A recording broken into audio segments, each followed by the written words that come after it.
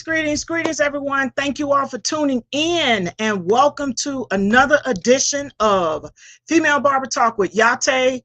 Today is a new episode. It is episode number 60.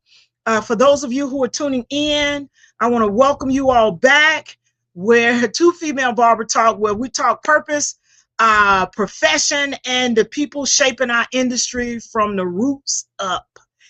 Today's episode is about more than technique. It's about calling.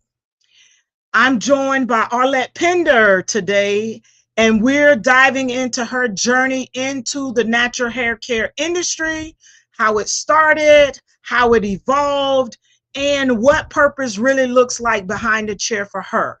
So I'm going to get into her bio, and then we're going to bring her on.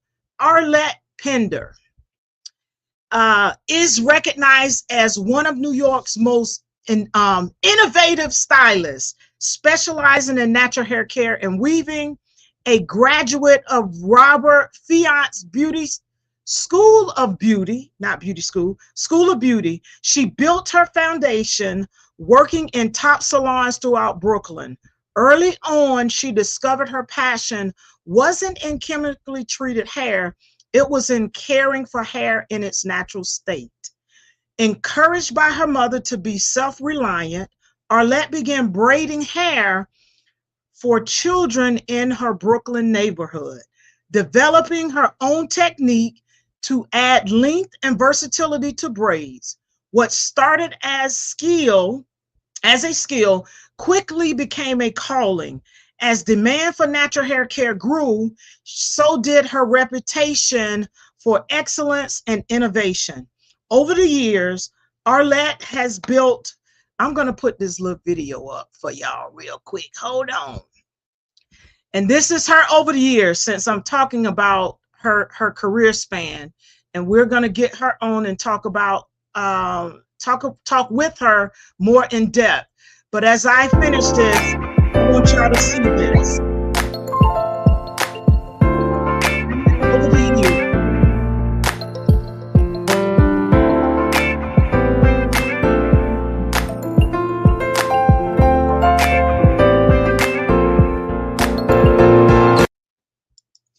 Over the years, Arlette has built a loyal following that includes celebrity clients and professional athletes. Her work has been featured in major publications such as Essence, Vive, Floss, Braids and Beyond, and Beautiful Braids, among others. Some of y'all might not know about publications because everything is electronic now. But nonetheless, in 2005, she relocated to Arizona and once again recognized the need for dedicated natural hair care services in her community. That vision led to the opening of Hair Locks by Arlette in Scottsdale, Arizona. She later founded My Hair is Beautiful, a program offering classes for individual stylists and salon owners, and serving as a self-esteem building workshop for girls ages 5 to 18, empowering them to see beauty in themselves and pursue their dreams with confidence. Arlette's impact on the industry has not gone unnoticed. She's received the Master Pioneer Awards for trailblazing in the natural hair industry. I want to put this up. This was an image that was taken at the 2019 Natural Hair, the Master Pioneer Awards. So there she is. She had already received her award, y'all. But this is her doing a whole segment for that particular award ceremony. Back to what I was saying. Arlette's impact on the industry has not gone unnoticed. She received the Master Pioneer Award for trailblazing in the natural hair industry and has since been invited to educate, to host, and speak at major natural hair expos and conventions across the country, including events in New York, Arizona, Florida, and beyond. Beyond the chair, Arlette is an educator, a visionary, and a leader whose work continues to shape the culture and care of natural hair. So, you all help me give a warm welcome. Let me get my hand claps together. Let me get my hand claps together. For Arlette Pender. Let's welcome Arlette to the stage. All right. Thank you for joining. Hey, Thank you for Yah-Tay. joining. Hey, this is such a pleasure. Such a Oh my pleasure. goodness. You made me impressed with myself. Well, you should because you did all the I work. did a lot of stuff. You've Yes. done all the work and you Well, still continue to do work. You thank still you. continue to do the work. So let's Well, as get long as these. I'm alive, I figured I better be useful, right? But Right, right. I want to say thank you for having me. Um, this is not my first time being interviewed, but I think this is the first time I'm interviewed on a podcast. Oh, Okay. well, thank you. Okay. And so I want to start out by saying Happy International Women's Day. You Yes, know, this is perfect, huh? is perfect. And I also want to say, Yah-Tay, you arrived in the industry and went full speed ahead. Okay. And I'm very, very, very extremely proud of your tenacity. Thank I'm you. proud of you achieving goals as far as writing a book, finishing Yeah. school, becoming a barber stylist, Yes, ma'am. and a podcast host. Is so dope. You know what I mean? So Thank you. I, I've been sitting on this item for a couple years, and last year, Spirit just kept.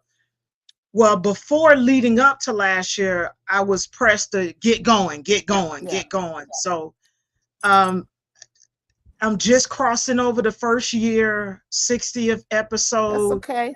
You got to Um, start somewhere, sis. You got to right, start right, somewhere. right. So I'm proud that you're starting, and you're gonna keep Thank you. on. You know what I mean? Because that's where you build the confidence and the trust in Yes, yourself, right? yes, Because that's yes. where it starts. Because people will tell you all day, you can do it, you can do it, but you got to believe you can do it, and then you also have to see yourself doing it, Right. right? So Greetings, Ladocia. Ladocia hey, out of Ladosha. Cleveland, Ohio is on.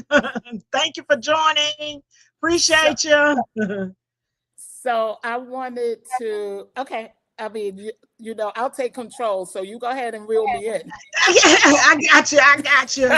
I got you. Let's hide this so we can get you back up there. So, I have you have a vast wealth of knowledge. You've done a number of things. You're doing a lot of things. So I have some questions for you, and we're gonna obviously start at the beginning in discovering your path. So my first question is, what drew you into the natural hair care industry? Hmm. That's not a What drew hard you in? question, but I don't know if I was drawn. I don't know. Like, I explain what I do as a Okay, lifestyle, right? okay, So this is my lifestyle from when I was a young girl, right? okay. So um first off, hey guys, I'm Arlette, and Arlette is a visionary. Arlette is a mother. Arlette Let's is a put up her community babies. I'm leader. gonna go ahead and put up your baby since you said you a mother. Yeah, Arlette is a person who believes in honesty and sometimes brutal honesty. I believe in it. I believe that I should, if I care and about whomever I'm encountered with, I believe that they deserve the truth, Mm-hmm. specifically and especially if they ask for it. Yes. So I'm not a person who readily beats around the bush. Arlette is also integrative, and Arlette is loyal to a fault. Those I guess that picture with my babies, Those are her babies. those are my babies. In the yellow is my oldest daughter, Atia. Her name means a gift or a present. In the middle is my son. His name is Kareem Special Abdul. And Kareem has attributes of Allah. Kareem is noble and generous. And his father put in special because he wanted him to be Kareem Abdul-Jabbar. He is very, very, very proficient in basketball. And the baby right there, my anime girl, who's still with me, she's my baby. And that's Jewel. And I wanted to name her Jewels because I'm from Brooklyn and I got a little Brooklyn in me, right? But my mom said she would never call her that. So we stopped at Jewel. Okay. And of course, we know like a jewel is a precious stone. Yes. So I made sure that all of my children had names that honored all of the attributes I knew was in them, even before I knew that it was in them. And I believe if I was to answer the question, Yah-Tay, I would believe that these guys drew me into natural hair. Your babies drew you into natural hair. It was so wide open for me. You know, it was very wide open for me. I'm a self-taught braider, and I was on the, like you said, I was on the steps of Brooklyn, and you know, my mom kept a rein on us, especially me. And you know, I couldn't go past the front gate, so I brought people to me, and I brought them to me by various things, just conversation, just a lot of things. But one of them that ended up in what I do today was braiding. Right. And I started braiding as a business when I was 12. Okay. I was on the stoop braiding hair because I really wanted to be a dancer. Like, I love the arts. I love movement. And my parents took me to dance school. Like, I have a Caribbean background. So, you know, you're going to do something. You're just not going to be on the street. Right, so, right. I went to dance class, right? So when I went to dance class, I'm always reaching for the highest that I possibly can. Now, back then, I didn't know that was me. You know, I didn't know that was part of my personality. But I didn't pick up on that it was part of my personality. But I went to dance class, and my mom sent me every week, and it was $3 a week. Right? Wow. She just had me do jazz. Greetings, Sandra. Just wanted to acknowledge Sandra. She joined the conversation. Thanks for joining. Minding my business. Y'all come and mind my business, okay? Y'all mind my business. So, so I went to dance class, and they had audition for a pro class, and I did the pro class. I did the audition, and I got in, and I went home so excited. My mom said, "How much is it?" I said, "It's $12 a week." And she was like, "No, you know, I have enough for the jazz class." So I started braiding hair because I was going to go. Very determined. If I want it, I'm going for it. I'm going to get it because I won't stop until I until you get it. So, so I started braiding hair, and it snowballed into a business, right? Because if we know about business, another term for business is money. That's the trade, money or trade, right? So it has a value, you know. So I was doing it for $12, and my mom, in the wintertime, we lived in a brownstone, and they pre-war houses in Brooklyn. So you had a vestibule. So when it wasn't no longer summertime, we went in the vestibule, and I put the Dax grease on the radiator, and it melted, and I was on the steps braiding. And then I was able to, so my mom says to me, "So Arlette, so you're going to make money?" So I'm like, "Yeah, it looks like this is what's happening," right? So back in the days, jeans had 5 pockets. Do you remember that, Yah-Tay? Where Yeah, right the two there, front, a little one, the little and one one, of the, the and little then one, the two on the back. Yeah, the the little little one, pocket on the that right. little one. My mom put a finger in that little one, and she said, "This pocket is my pocket." So she said, "Put $10 in that pocket." Right. And I was like, I'm a kid, but she wasn't playing. So when Right, I got paid, I would fold $10 up and put it in that pocket. And I realized that if you hide your money from yourself, you will save a lot. right, Right. right, So right. um I did. So that's how it started, and then it continued.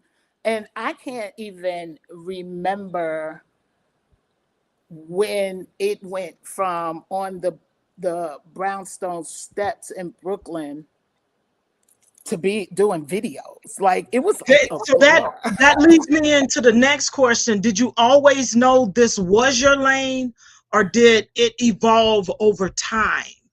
um Knowing, you talking about knowing that it was my Yeah, lane, that evolved yeah. over Did you? time. Okay, That so it is. evolved, Okay, yeah, that okay. definitely evolved over time. I can't say, yeah, because I wanted to be an Did, attorney. oh, okay, And my parents always said I'd be a good attorney because I ask a lot of questions. right. I can And see that. I can see yeah, that. Yeah. and I'm very kind of analytic Uh-huh. in my head. I could figure out things in my head, right? So Right. she used to say that, but when I found out that I had to go to school all that time, I was like, I don't have time for that. And You then like, I I ain't was a got time for young, that. yeah, and then I became a young mom at 19. Okay. Right. So then it was like do or die. Like, so I did enroll in The college and best I side went do or for a die, good, huh? huh? Best side do or die, huh? Yeah, you got to do something. In a Caribbean household, you got to do something. You can't just be sitting around. So Right. I enrolled back in college, and it just wasn't fulfilling. And Okay. then my neighbor, I think everything is not in chronological order because this is when I was 12. Okay, I'm going Right. back from when Right. I was 12, but I had a neighbor who had a salon, and she saw that I could braid. Uh-huh. So she was like, I'll come and braid in my salon. So I was like, all right, Miss Betty, how much you gonna charge me? She was like, girl, just come on and braid in my salon. So I went to braid in her salon, and yeah, it was definitely a relationship. There was definitely a relationship between hair, um, technique, care, the reactions to my clients when they saw their hair. Because I would Mhm. never turn my clients to the mirror because they would be picking at it. I would do their hair away from the mirror and turn them around. But after I had my daughter, Yah-Tay, I was the Jerry curl girl. So No, wait. You was the Jerry curl, I was meaning you wore, no, you wore it, or you performed the service I on performed the others. service Jerry curls girl, $40 a pop. I convinced $40? my mother to buy the Uh-huh. carefree curls for me. Oh, I yeah. convinced her That's old to school.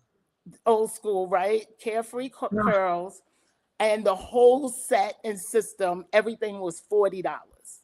okay. So I told her I would pay her back. So everybody hair I did, I charged them $40. So I paid my Okay. mother back, and then ever since then, it was $40, right? Right. And then I met up with one of my old high school homies, Bruce, and he had a girlfriend, and Uh-huh. he was like, "Come and do my girlfriend's hair." She lived in Brownsville, and Brownsville is like you got to be real from old Brooklyn to get through Brownsville. So especially if you had money, because they would rob you, you know. So I had my daughter, my oldest daughter, and I went to Brownsville and I did his girlfriend's hair. And they happened to be the largest family in Brownsville.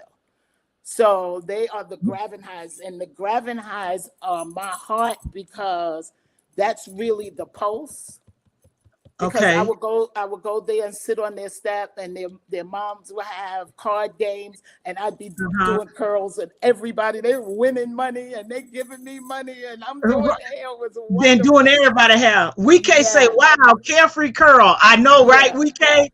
I remember that the bright yellow yellow, bottle with the red writing on it, yeah. and it smelled horrible. It smelled Oh, horrible. it was Yep. a horrible So smell. I covered Brownsville, guys, Wow.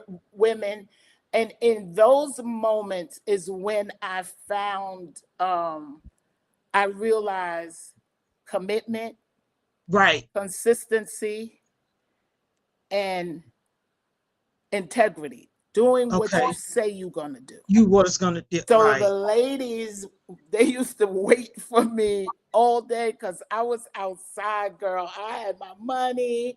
I was, It's like, connected look, with you the was big. outside before it was outside. Yes, there was outside before You was outside. outside. Yes, there definitely was. But I was having fun, and Okay. I used to make my clients wait. They would wait. Wow. They would call and say, "Arlette, you coming?" And I said, "Just give me 5 more minutes." And this one lady, I went and did her hair. I was late too. I was like at 9 o'clock. Carefree curls take 3 hours to complete. Yeah. You know what I mean? It's a And before, process. she Yeah. loved her hair, Yah-Tay. She loved her hair. Uh-huh. She loved it. Like, I had the best curls. They would come out. They was so good, girl. Uh-huh. I'm reminiscing now, but yeah. I left, she paid me, and she said, "I'm gonna tell you something." She said, "I'll let you good." She said, "You're really, really good." She said, "But I will pay somebody who is not as good as you and who is on time." Right. So we First lesson. talking like 85, 1985. I have never been late since, Wow. ever. So that was a lesson. That brings me to the next question. What were your early expectations of the industry versus the reality? You just got a reality check by what her name was, Miss Who?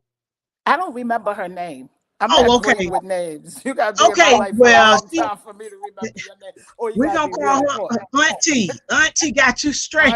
Auntie got me I straight. will I will gladly take somebody else who's not as good as you, but Yeah, who's on time. yeah. So she That was the set me first straight. person to get you to see the value of time management and respecting other people's time, as well as your own, That's but more right. or less, yeah.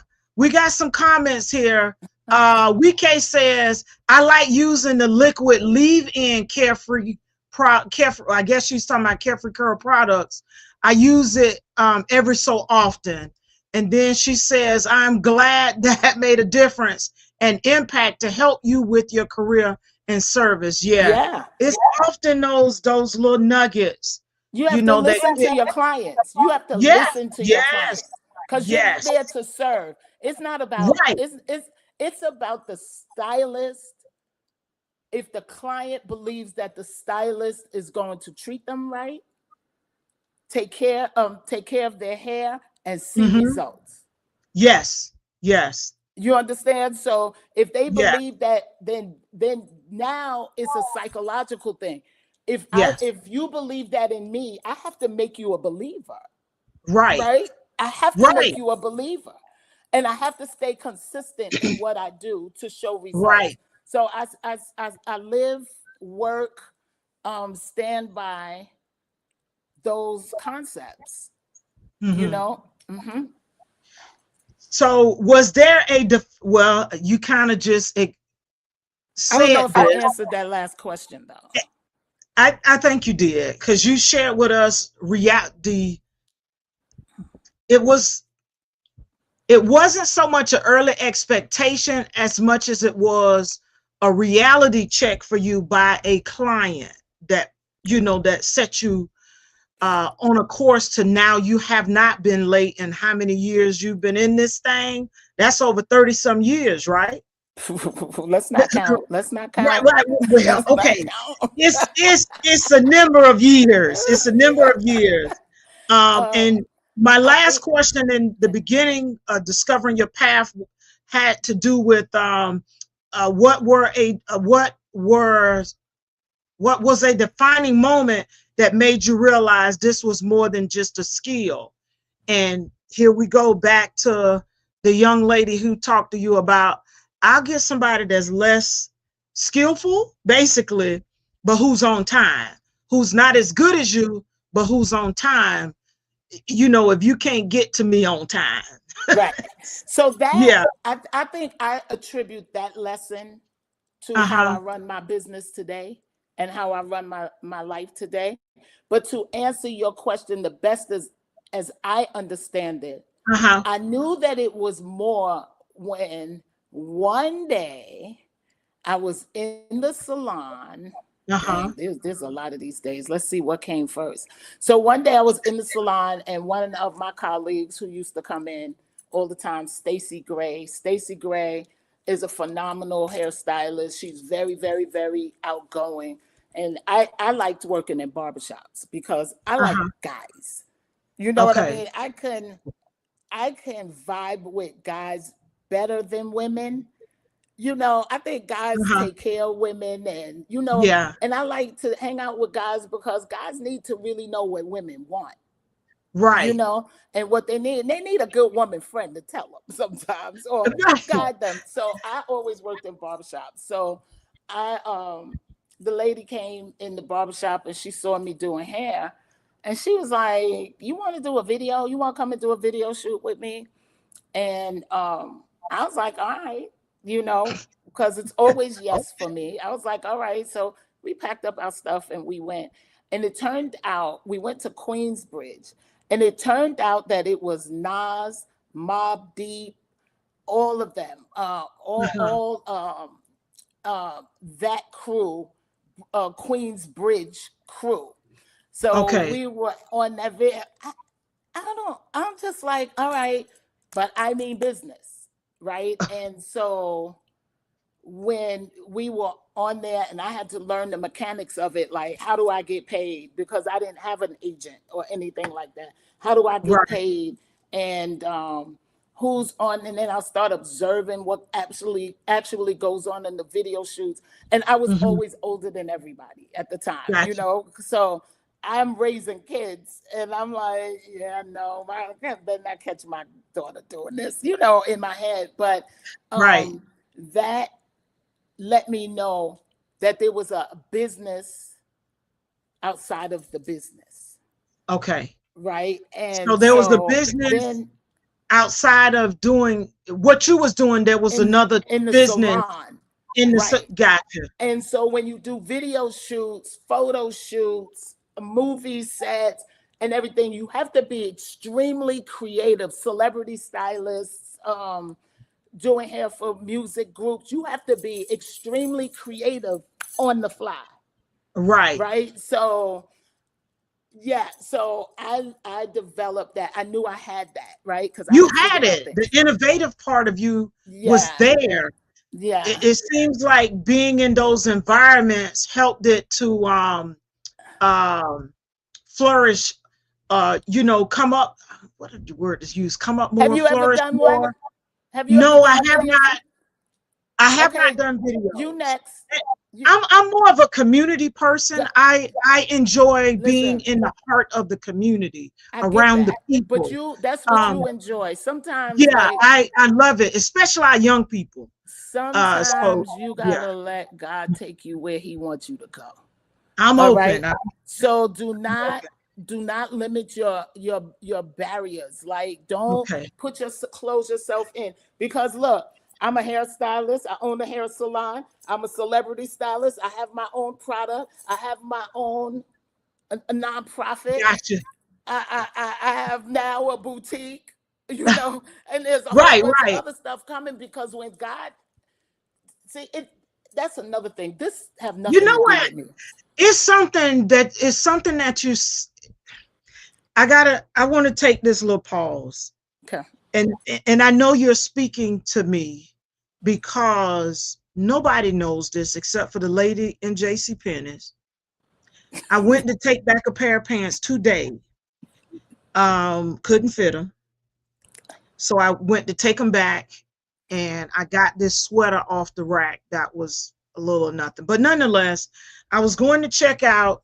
I know Miss Julia, and she was like, "How are you? You're back, huh?" I said, "I told you I'd come back. I came in late. I didn't have time to try them on last night, but I just got two sizes just in case." So I brought them back, and there was another young lady there, and Miss Julia knew that I was a stylist. So she said, "Oh, she used to work in the barber shop in the mall." So the young lady said, "Oh, you did?" I said, "Yeah, I used to work with them." I said, "But now I'm a barber instructor, and I'm pivoting just a little bit and going into that arena within the industry." So the next question, do you want to own your own school? Before she got it out of her mouth, I said, "Oh no, And then as I was walking out with my merchandise, and I was getting into the car, I said, "You know what, Lord, whatever you have for me, I just got to be open." Because I look at it as getting a little more seasoned, I'm aging, and there are just certain things that I just don't want to be bothered with. I want to be able to have the flexibility of my schedule. You know what I'm saying? But I just said this a few hours ago. I said, "You know what, Lord, whatever you have for me, I'm open. I'm open." You got to let them guide you, because listen, none Ah, of these things are not of we did not create this in ourselves. This is already created in ourselves, and it is not, it comes to fruition. It comes from the inside out. And there's so many areas. My children like, "Ma, you always doing something."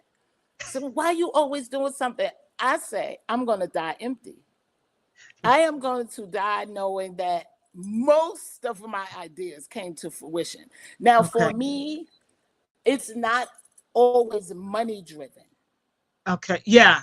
It's purpose driven, right? Yes. Because everything I Yes. think of has to solve a purpose for somebody. Like when they come in to get their hair done, I believe in Black owned businesses so they could shop in my salon. Mm-hmm. You know what I mean? They shop products, they shop clothes, and it works, you know? Mm-hmm. And after I entertain God's thoughts, and whether it comes to me financially from those sources of income, Uh-huh. girl, the things that happen to me, the people just be giving me money and helping me uplift my ideas, and just giving me money. Like, I got long stories, girl. You ain't got enough Okay. time on this podcast. We're Okay. gonna move on into this next the next subject area. So if you all are just tuning in, we have Arlette Pender here, rooted in purpose, her journey into natural hair care. And we just started out talking about the beginnings and her discovering her path. And with every path, there are challenges within that journey. So as we step into the next little segment of the questions that I'm asking, this is growth through challenges. So my first question for you is, what are some of the early challenges you face professionally? So it wasn't early. It Okay. got to be like just before, like 20 years ago. So Okay. 20 years ago, 20, I thought we weren't telling time. I'm messing with you. that's okay. We could tell All time right. because this stamps Arizona. And by the way, I wanted to Uh-huh. let you guys know that I did not graduate from Robert Fiance. I did go to Robert Fiance, but I had my daughter. I snuck my daughter in because I didn't have a babysitter, and they caught me, so they put me out. Okay, so I found out that Arizona does not regulate natural hair care, and my father lived here.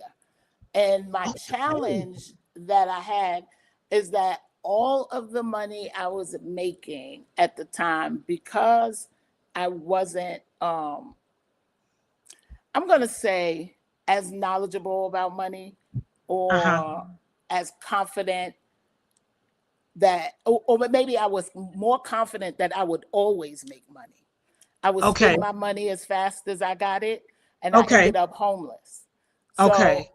So in 2025, I was homeless, and my Wait, dad. that's just last year. I'm not 2025, Oh, 2005. It was okay, thank you. that's I'm crazy. like, wait a minute. 2005. My bad. My bad.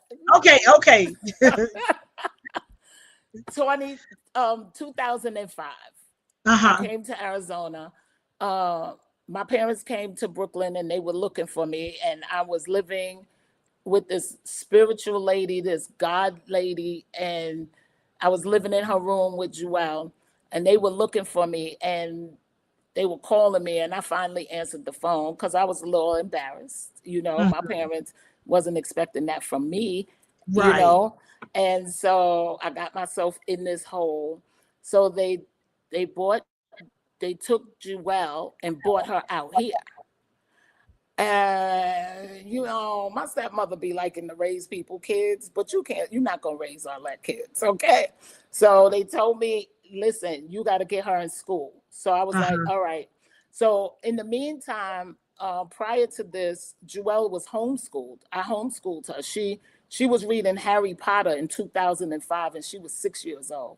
Wow. Okay, so she was very, very, very well read. And so I had to find a school for her. So I went to the Board of Education and I convinced them to put her in a school that was out of the district, close to where I worked. Uh-huh. And that's how she got into school. They wanted to skip her, but I didn't want her skipped because I didn't want her in an older environment. She was only Gotcha. 6, right? Right. So my dad had to bring her back so that she could go to her interview. And when she came back, now listen, guys, I'm going to tell you exactly what she said, okay? So she came back to New York and she was like, Ma, why do we live here? She said, the birds have shitty asses, right? And so I was like, oh my God, I overtaught her to read. So she was reading the graffiti on the trains and she was like, pussy, fuck you. And she was like, Ma, why do they write on the walls? And I started looking around and I was Right. like, my daughter is aware of this, right? Right. And I have already raised 2 children in it, but we were in the thick of it then, you know. But I had Jewel at like, well, I'm not going to tell any numbers. I Okay, had got Jewel Lily. it's okay. so, so, so I was like, yeah, do I want different for her, right? So, in my mind, when I was growing up, the only thing I wanted to do was kind of live in the area like the Brady Bunch because Uh-huh. they didn't have to wear coats and I don't like being cold.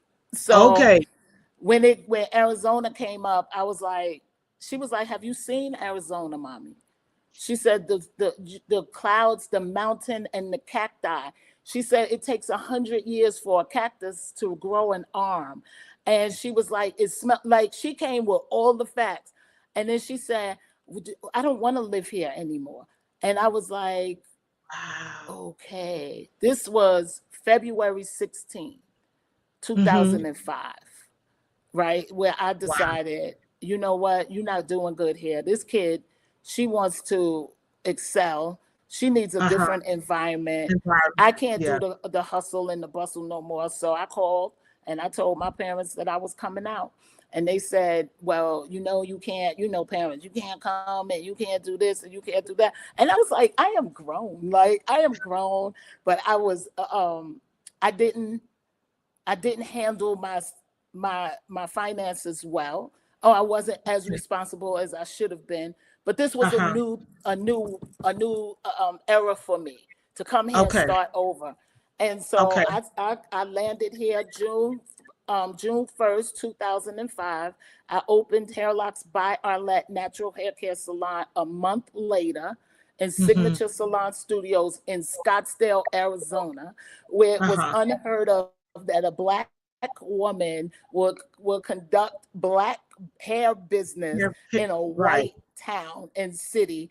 And in the meantime, Arizona didn't have anybody but another salon, that's Rare Essence Salon, who Right. she's the one who changed the law that natural hair wasn't regulated. Essence China. Yeah. Essence China, right? Uh-huh. So when I came, the law had just passed. So I was Okay. able to open my salon. And my salon is, I think, I'm not sure, a couple of months older than hers, but Uh-huh. she, entitled to it for that She said opportunity. that she's created the opportunity for you to That's be right. able to, right, That's gotcha, right. gotcha. But To come you and not go yours back to were a few school. months.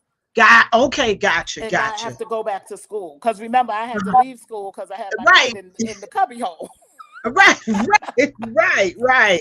so, So so so your I early came in. challenges dealt with the financial aspect because you was bringing the money in. You didn't necessarily have great stewardship over it because Fast your, money go your your your fast. mentality is coming in. I'm gonna make it. I'm gonna have it. And I'm always have it. listen, Right, money wasn't sparse back then. right, So there right. was no reason to even believe, because I was in the industry, right? So I was Uh-huh. doing magazine shoots.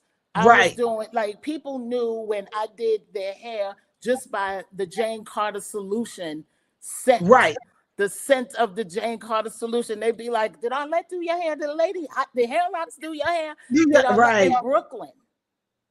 Not just here in Brooklyn, right? right. So So there was speaking an of some of the abundance of money. publications, I'm gonna Huh? share. I'm gonna share a few. Actually, I So had to put a collage of them together so okay. that we can see us. Tell us about some of these images. Okay, so the I don't know. I don't know. So the light-skinned girl with the braids over the shoulder. Uh-huh. So that's one of my friend's daughters. And those are we call them no knot cornrows, which are what is called feed-ins now. Feed-ins now. Okay. Right. And so the other girl where it says Better Braids, that's a product ad. So I did their product ad. I Okay. had to do like 4 people in a night. I was exhausted, but I did it. Okay. Um, That's the and one on the top right, you all, for right, Better Braids. That's the ad. right. There's three different ads for that Uh-huh. shoot. And Okay. then where it's in The French, that's uh-huh. that's a French magazine, and that's my brother's daughter. So that's my Your niece. niece. Okay, so the Yes, bottom left-hand corner is her daughter. It's a French it's publication. my And daughter's my brother. That's my her niece. That's brother's my brother's daughter, okay. That and is her brother's daughter. that's international. Uh-huh. And the one on the last one, what is that on Uh-huh. your right, on your left? The bottom right-hand side below the Better Braids ad Yeah, is the one she's speaking of now, you all. that was in this issue of Essence magazine. I finally got the actual issue. I'm so proud of this. This Oh is man. And you know what? 2002. It's interesting because I was gonna say Essence. There's something about their layout Mm-hmm. um, that I recognize. I was gonna say that it looked like an And Essence. so that was in 2002. Okay. And the twist that's in that photo, she's on Uh-huh. the lower photo. That's Tammy Okay. Ford. Uh-huh. And the twists that were in that photo made two-strand twist popular. Okay. So after I appeared in Essence magazine, people started coming to me from everywhere. That hair is a human hair fiber. I Uh-huh. still own that hair because I'll do people's hair, and then if it's good hair, I'll take it back. They don't leave, they don't leave with the hairstyle. They could wear it for a little while, but I want the hair back. And so Okay. I still have that hair. It's still reusable. It was a human hair fiber, and you cannot get it anymore. So Wow. people have started using synthetic fibers to complete that hairstyle. And Okay. those twists were installed twisted in. So there was no braid at front at the top. At the top. At So it's almost 2000, like you splitting it and twisting it and then right. twisting But it. this is Okay. 2002, guys. This is not 2011 when Instagram and all of those came out. Right, You right, know what I mean? right. So it did get the cover of a magazine, and I think you have a photo of that. And Uh-huh. it started that started the two-strand twist craze. Okay, so is it this one Yeah, here? braids and beyond. Okay, Yep. so I took the other one down. Yeah. Gotcha. So So tell us it got the this. cover of Uh-huh, that that's the magazine. cover. Yeah, And it got then the I have the cover. inserts that Yeah. went along And with it. my work, I still have that magazine. My Okay. work is all through that magazine. This is another revelation of me knowing that there's something more. More to it. Right. And so what's interesting about this is, Sandra says gorgeous thank styles. you. Gorgeous styles. What's interesting about this is my integrity, right? Uh-huh. So in order for me to pull off this style, I had to get a model who had the same texture of hair Okay. as the human hair. So that's Tammy Ford again, who was in the picture with the Essence magazine. And Okay. Tammy Ford was then an it girl. So she was then what is an influencer now, Gotcha. right? Before social media. So she used to host parties in New York City, and she was my girl, right? We hung tight. You know, I did her hair. She used to take me to the parties, and in those parties is where I met a lot of celebrities. Mm-hmm. One that I love is Khalees. I had the opportunity to do Khalees's hair for a long time. I've done Uh-huh. videos for Khalees. I've using these twisted hairstyles, and yeah, So for the audience who don't know who Khalees is, tell my them who milkshake Khalees is. brings all the boys to the yard. Damn right. They're better than yours. Damn right. They're better than yours. My mix, yeah. All That's right. Khalees was my girl, huh? No, I was saying, all right. So for those y'all don't know, that's who it is. Yeah. So this is also 2002. Uh-huh. Yeah. Getting the cover of a magazine back then was really big. Getting Essence magazine was Yeah. really big, you And know. this you said was the first ever natural hair directory. Yeah. Yeah. So this is the magazine that will tell you if you were looking for braiders, almost like Instagram when Yeah. you looking and you scrolling or you put in a hashtag. This Right. was the This was the hashtag back hashtag back in then. this was this was the hashtag. Yeah, this was the hashtag. And this was also how you found hairstyles. Uh-huh. So the integrity, like people will call me and say, "Can you do this to my hair?" And I would have to find out what texture the hair is because I was only using human hair at the time, Okay. and So it no didn't. synthetic fibers, no No, synthetic. mm-mm. Okay. Did that make it difficult to do the various styles on individuals with varying textures? Were you able to find the hair? Yeah, Okay. yeah. I would also like my favorite hairstyle to do is singles. Like I Okay. love to do micro braids. Like Okay. they help me think. It's one client. It's more lucrative. I mean, my prices are my prices, Right. and yeah. So if they had like a curlier texture or the hair strands were thicker and kinkier, then I would suggest that they braided their hair with human hair, braided it down, and wear wet and wavy. Back then it was wet and wavy Wet at and the wavy. ends. Okay. Yeah. Gotcha. So yeah. So that's what was running through Brooklyn, New York, and New York City, and the neighboring states, Maryland, Delaware. They were coming far as Louisiana to come and get their hair done like that. So that Wow. was very interesting. Wow. So how has your understanding of natural hair care evolved over time? I mean, I don't really know how to answer that, because it's like hair doesn't evolve. Like hair is hair. So Hair, my yeah, knowledge that I no, know, we're talking about the care of it. Hair is hair, but the oh, care I of think the natural hair, care, how I think has the care of natural hair evolved over time? Or it natural has hair care evolved. evolved? Yeah. It has evolved. Uh-huh. I don't know that I would say from my point of view that it has evolved for the better. Okay. I And would say explain that that. Explain that. Let me see. um WK says you've had quite a career. I'm glad you take pride in it. Yeah. oh, thank you. Yeah. Thank you. I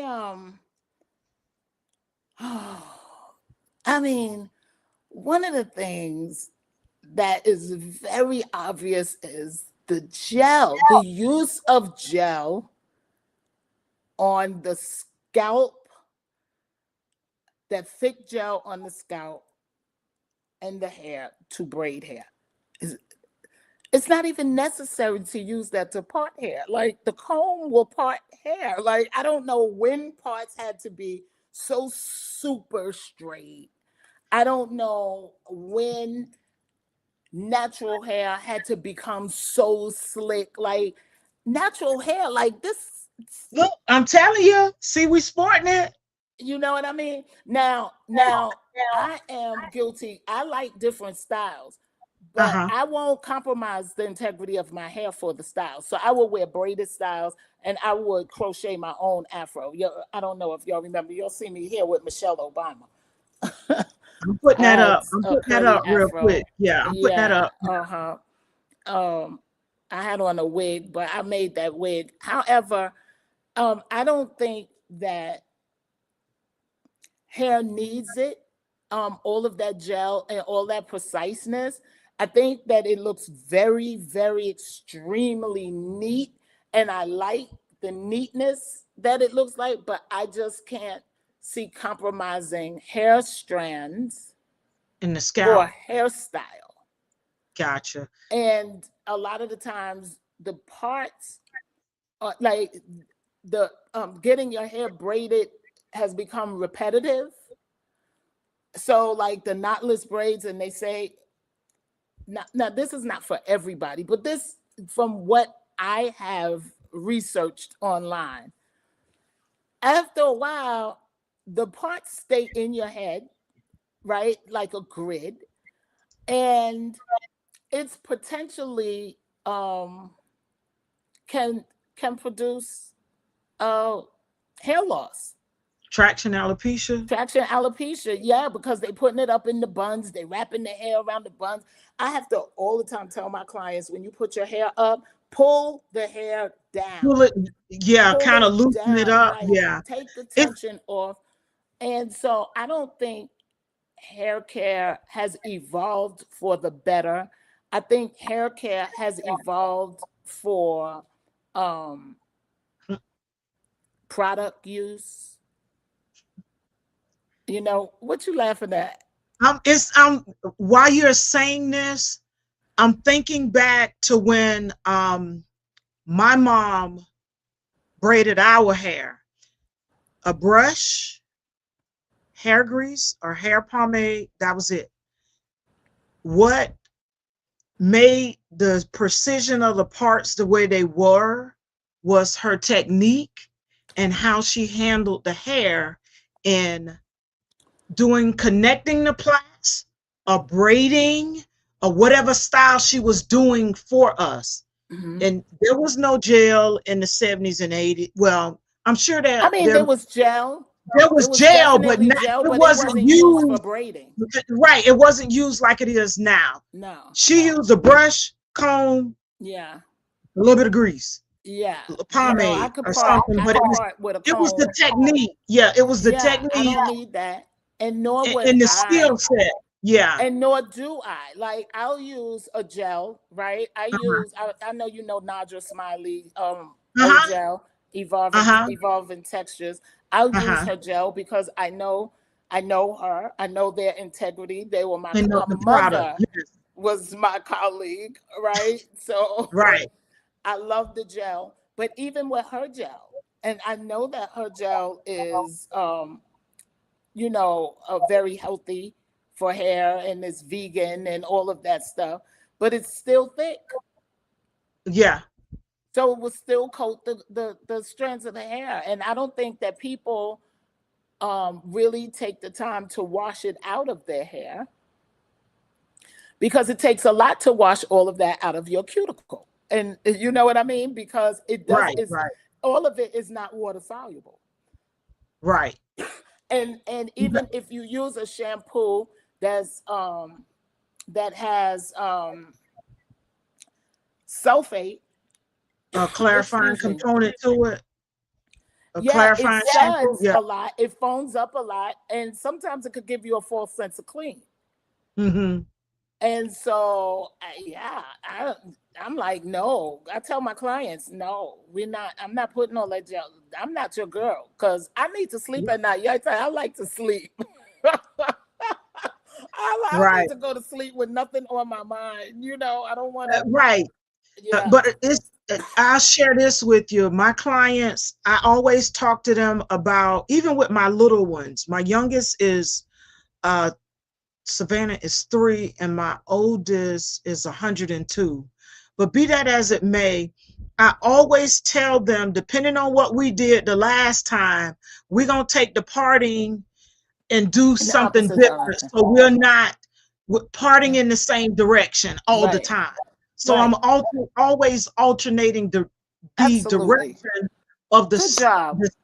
yes, Good yes. job. And it's a combination of me having grown up in it, you know, as a child, just observing my mom, not knowing exactly what was going on, but I knew that she was doing something different.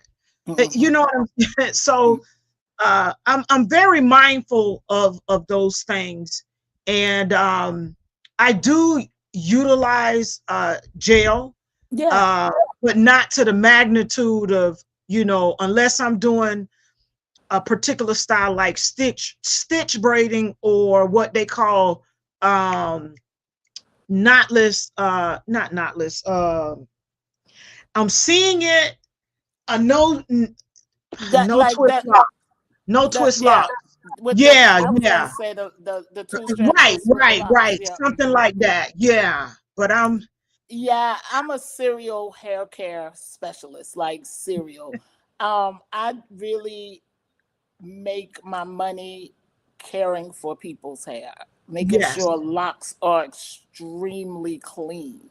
Like Mm-hmm. I will not they can't get out that bowl because I will not Until it's see clean. bubbles with oil in it or anything like that, because Right. locks are very specific to tangles, right? And Right. things could get caught in them and then they'll start separating and all of that stuff, lint and yeah, and then hair scalp issues, not on my street. You Okay. said not watch. You said street. Not on No, the not street. on my Watch. street. No. No, we're not having that. I am again. I will say no. I will say no. I will not take a chance. Uh-huh. And like if when so all of my clients have to have consultations, right? Same here. I I have to I don't do, yeah. examine. I have to Yeah. go through the gamut of what you use. I have to know what you do on wash day. I have to know what your career is so that I know how to service you so that you're not worried Mm-hmm. about your hair. And like a lot of my clients, they travel a lot, so I have to know how often I'm going to do their hair and everything. My clients have been with I've been here 20 years. My clients have been with me for 20 years. And if they leave, they come back. Right. Gotcha. If they leave, Gotcha. they come back because I I somewhat guarantee results if you listen to me. Right. Well, that's the only way you can guarantee them, You know, if they follow, so follow the protocol. right. But people Yeah. think now, oh yeah, I went to Miss Arlette and she takes care of my hair. But this other stylist is going to do what I want them to do. So then it's probably a crochet or what is it, faux locks and Mm-hmm. things like that, where it puts a lot of tension on the scalp Stress. because everybody is so social media addicted to that light The and the look, the end pictures and the result. look of Yeah, it. And yeah. people, you show them the same image over and over and over again. They start liking it and wanting it too. So I get it. That's what's Right. happening here. So they'll go there and then they come back. And I'm like, well, what happened to, like, we grew this part. Like, it was at your shoulder. Now it's here. Right. WK says your work speaks for itself. That's why they come back. And you know what else, why they come back? Because they get an excellent experience with me. We And talk that's about almost also part of the service too, the experience of the it. experience. In addition to the hair care and the education Yeah. and the connection that they have with the stylist. So So, throughout the years of my career, I've uh-huh. learned, like, my clients like when I meet them at the door. So I meet people at the door. I welcome them at the door. Yeah. I'm on time. If I'm going to be late, I'm going to call them and let them know, hey, I'm Uh-huh. running 10 minutes behind. My threshold is 20. Mm-hmm. My threshold is 20. So if I'm 10 minutes behind, I'm still in good standard, right? Because if Right. they're 10 minutes behind, they're still in good standard, right? But if Right, right. I'm past 20 minutes behind, whatever I ask of them, I do for You them. ask of yourself. Right. Gotcha. I do for Gotcha. them because I think a fair exchange is no robbery, right? Right. So I've got to live and work by principle. Because if you Right. don't work by principles, girl, sometimes we in here cutting it up. I have on the rap music and everything, but it's only me and my client, right? So I don't have Right. a big salon with. It's just like it's an intimate It's space. intimate. Yeah, it's Yeah, and it's personable. It's like I'm one-on-one. welcoming you to my living room, right? So Right. Yes. this is where I Right. entertain, and this is where I service. And my goal is to make you feel like you want to feel, or even help you know that you're not alone living this life, right? Right. That it Right. people listen. I'm always getting asked the question, Arlette, do you get nervous? I'll be like, hell yeah, I get nervous. I'm always nervous, but I'm gonna do it Yes. anyway. I'm Right. going to Right. do it anyway. So let me ask you, what is something you believed, you used to believe about hair care, that you see differently now? So, in other words, what's something that you believed back then that has changed, or you believe differently about that thing now? Mm-hmm. Look, I have a hard head. If it ain't broke, I don't fix it. You know what I Okay. mean? And my method, my styles, my techniques have proven that they work. So I don't know, what did I believe then? What That didn't I believe then that I believe now? something that you used to believe about hair care then What I that used to you see believe, I still differently believe. now, huh? No, there's nothing. There's nothing that you believed then that you see differently now about hair care besides the gel. That I see different or that I Yeah, that you believe different. something that you believe that you used to believe about hair care that you see differently now. So something that you used to believe about hair care back then, but now you believe differently about that particular thing or subject or yeah.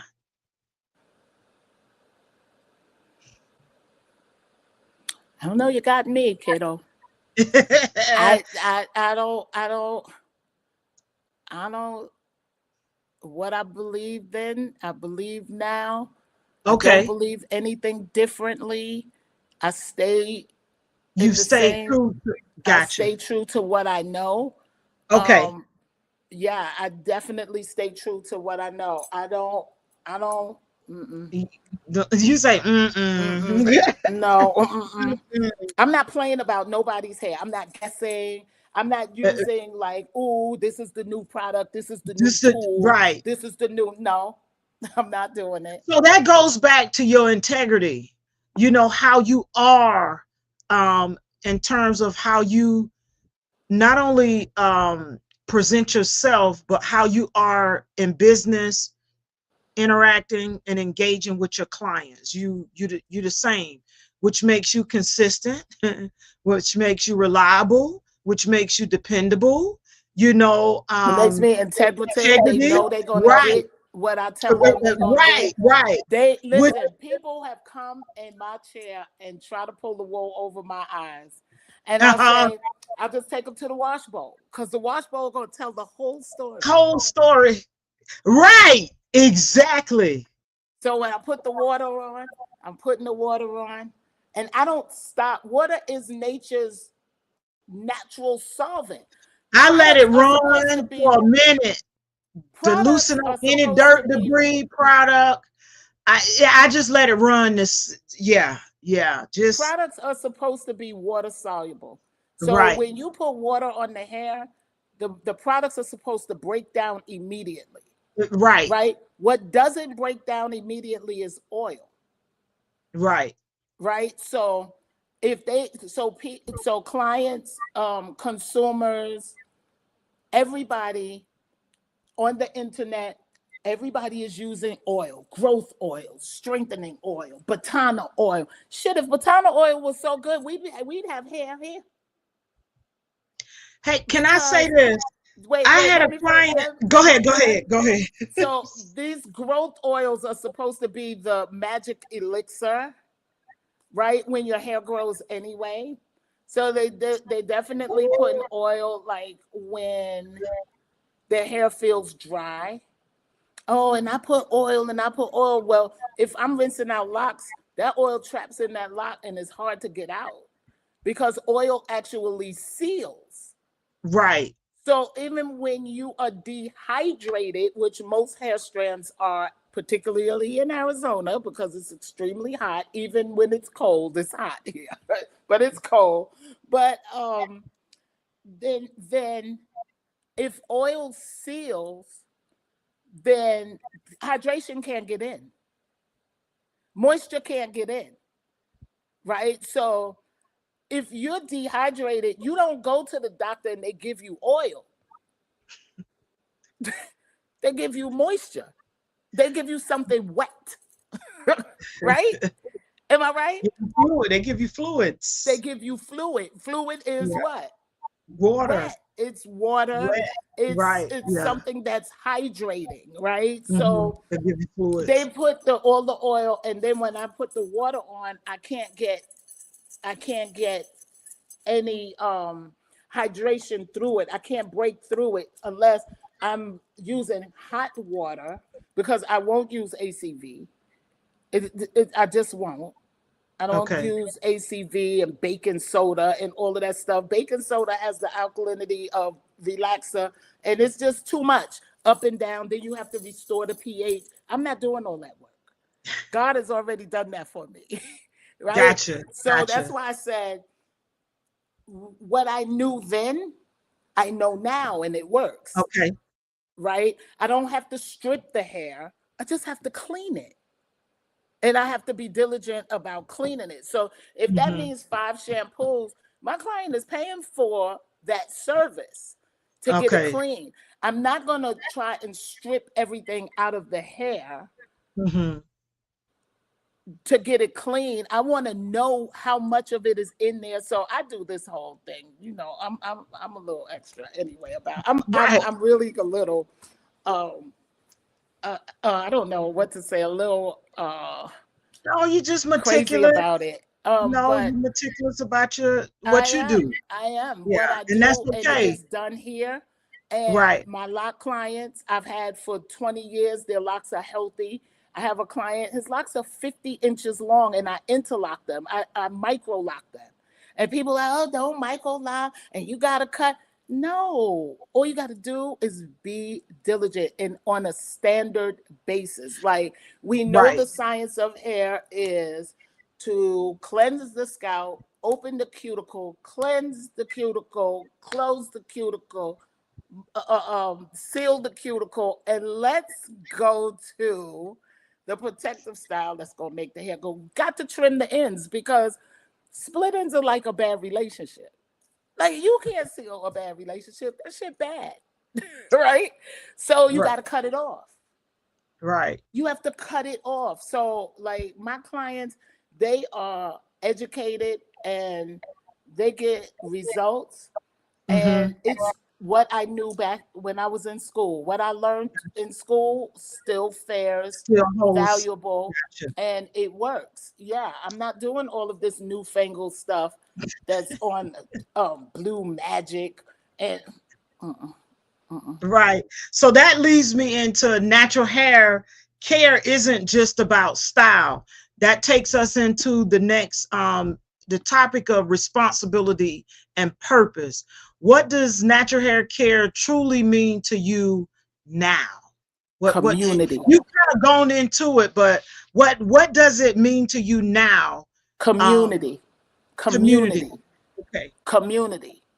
Community. As I think back when I was young, that's where the community went, and they learned and they got nurtured in the hair salons, in the barbershops. There's a barbershop out here, the Cut Barbershop. My friend Terrence. I don't know if Terrence is on this live, but Yeah. if Terrence is on this live, shout Shout out out to to Terrence. Terrence, the He's a Cut barber. Barbershop. And you might want to talk to him too, Yah-Tay, because y'all will Okay. have that in common. Okay. And Arizona is almost like untouched Well, I'll get his territory. information from you so I can reach Okay. out to him and have him on the podcast. That'll be Yeah. great. And so they like community. What are you doing for your community? When your community comes in to get service by you, are you looking at them crazy like, what are they doing here? Or are they Right. being welcomed? You know Right. what I mean? Are Right. you, if they're a little bit late, are you telling them, I need to get, you're not getting your deposit back? What? What?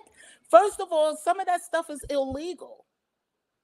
You cannot, if you take a deposit from a person, from a client, and you cancel, as the stylist cancel, they deserve their money back. It is Right. illegal to keep their money. Right. And it's not integrative to keep their money, because now you're scamming. And now the hair salons and people, I'm like, that y'all don't have to put up with that. You do not have to put up like clients have the power, because clients are the community. You can't do Right. anything without the community. Right. So hair care, hair salons, barbers are there for the men predominantly. Women go there. Women come to hair salons predominantly. Men come also. That's the community. They bring their children. Like, Yes. what are you feeding back to your community besides, Right. girl, yeah, what kind you want? You want these boho braids? And so if you want them butt length, they go to here. And girl, you got to come with your hair washed and all that. I'm not doing nobody's hair if I don't wash it. I'm not. Oh, and you know what? I have to tell my clients that, especially when I'm doing extension service, they ask me about that, and I tell them quickly, that's the difference between a hair braider and a master hair care professional or a natural hair care professional. I'm able to offer those services, and I do those services. But yeah, that's the difference. Yeah, I think Right. Yeah. people, I think some of it is because in some states they Some states, cannot yeah. wash hair. Yeah. You know what So I mean? And I get it. here in the state of South Carolina, a hair braider, licensed hair braider, or let me rephrase that, because I can hear my instructor getting on me. No, they are registered. A registered hair braider cannot shampoo hair unless they've gotten the hours and the certificate to shampoo hair. I see. And yeah, so if they're going to shampoo hair as a hair braider, they have to have a certificate for that specifically.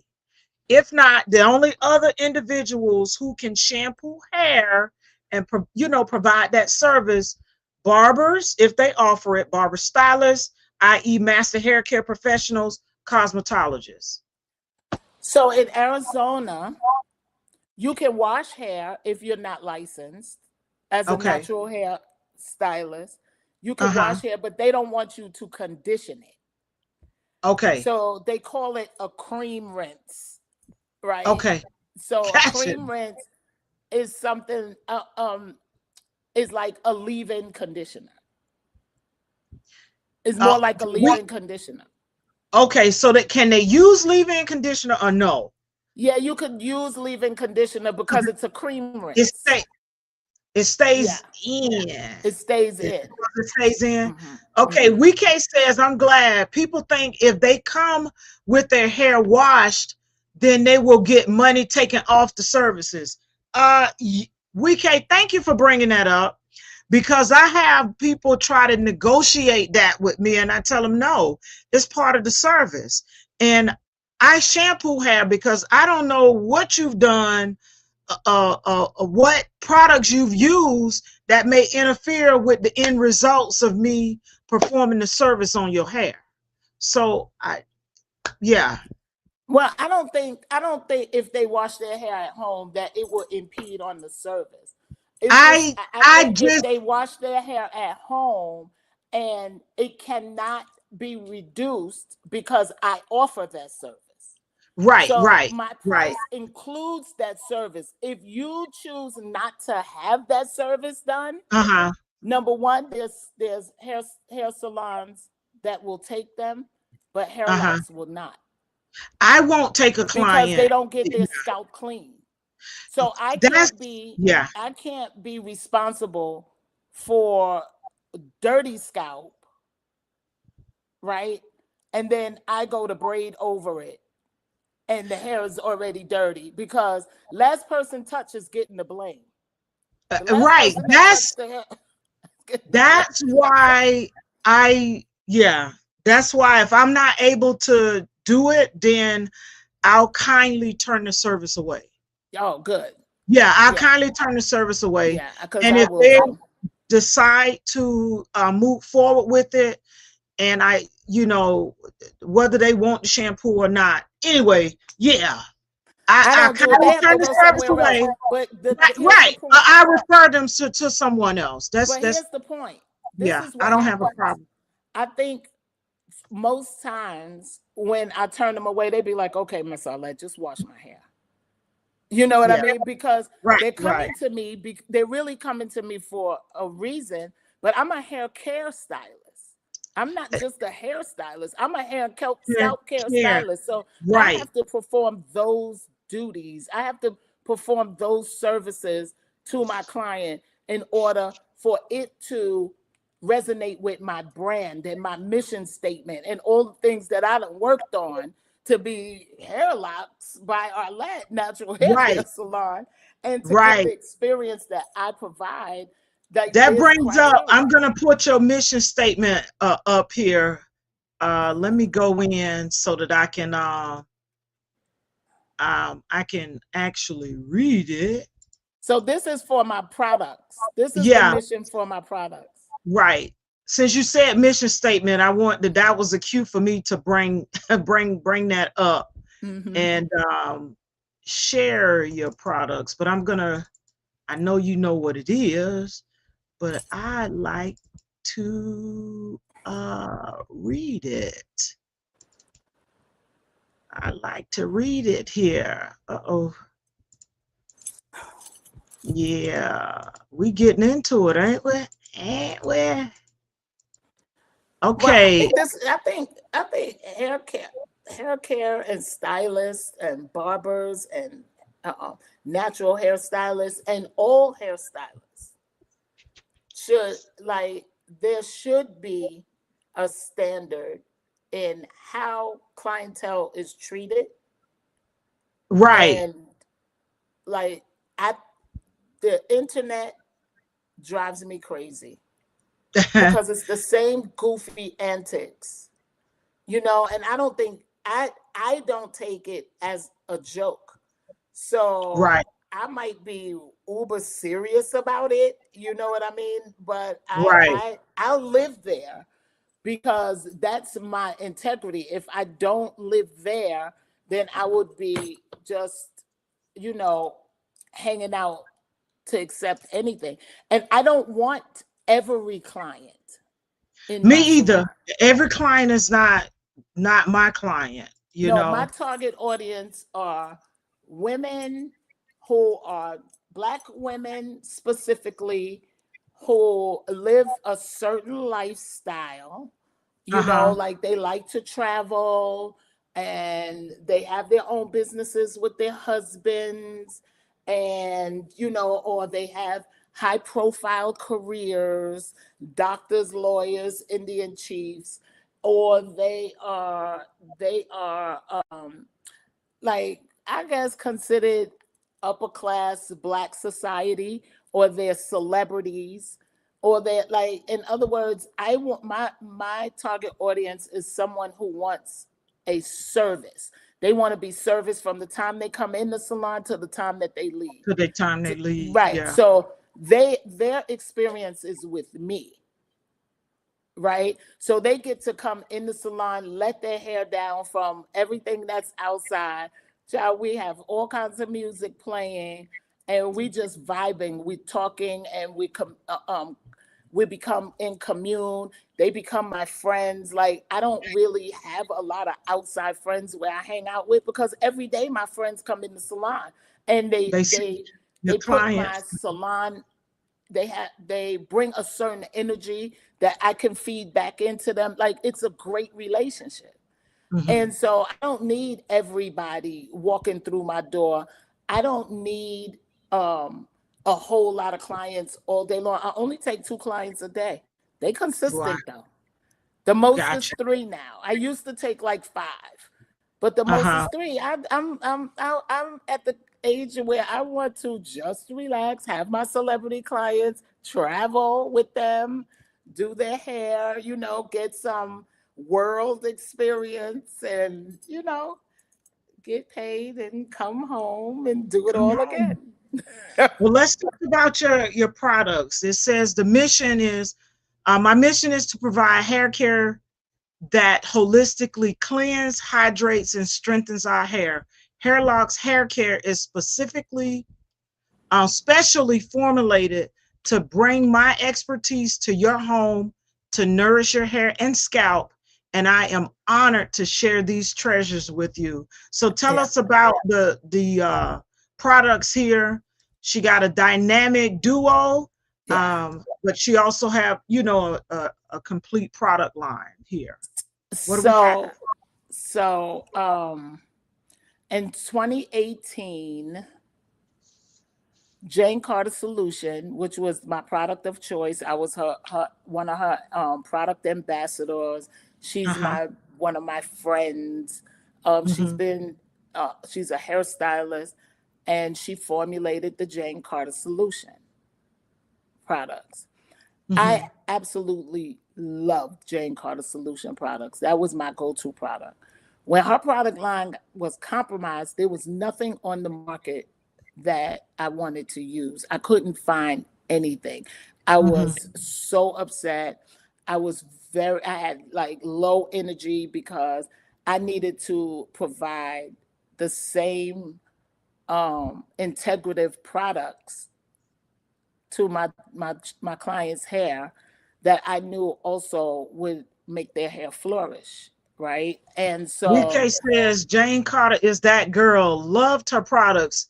Me well, too, especially that mousse. I loved it on she's my coming Tuesday back. first. Go She follow her at Jane Carter Evolve. She's getting okay. ready to drop some new products. The Nourish and Shine is back. So Oh go on Jane yes. Carter Evolve. Your order up, because that's my girl, and I want her to be successful again.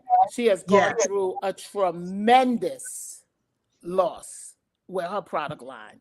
Okay, Yeah. so she's back. She is a chemist herself, Yes. so she's not playing. Okay, and so I was trying to find a product comparable to hers, and I had a client who liked to dabble in formulating, and she was Uh-huh. going to school for formulation.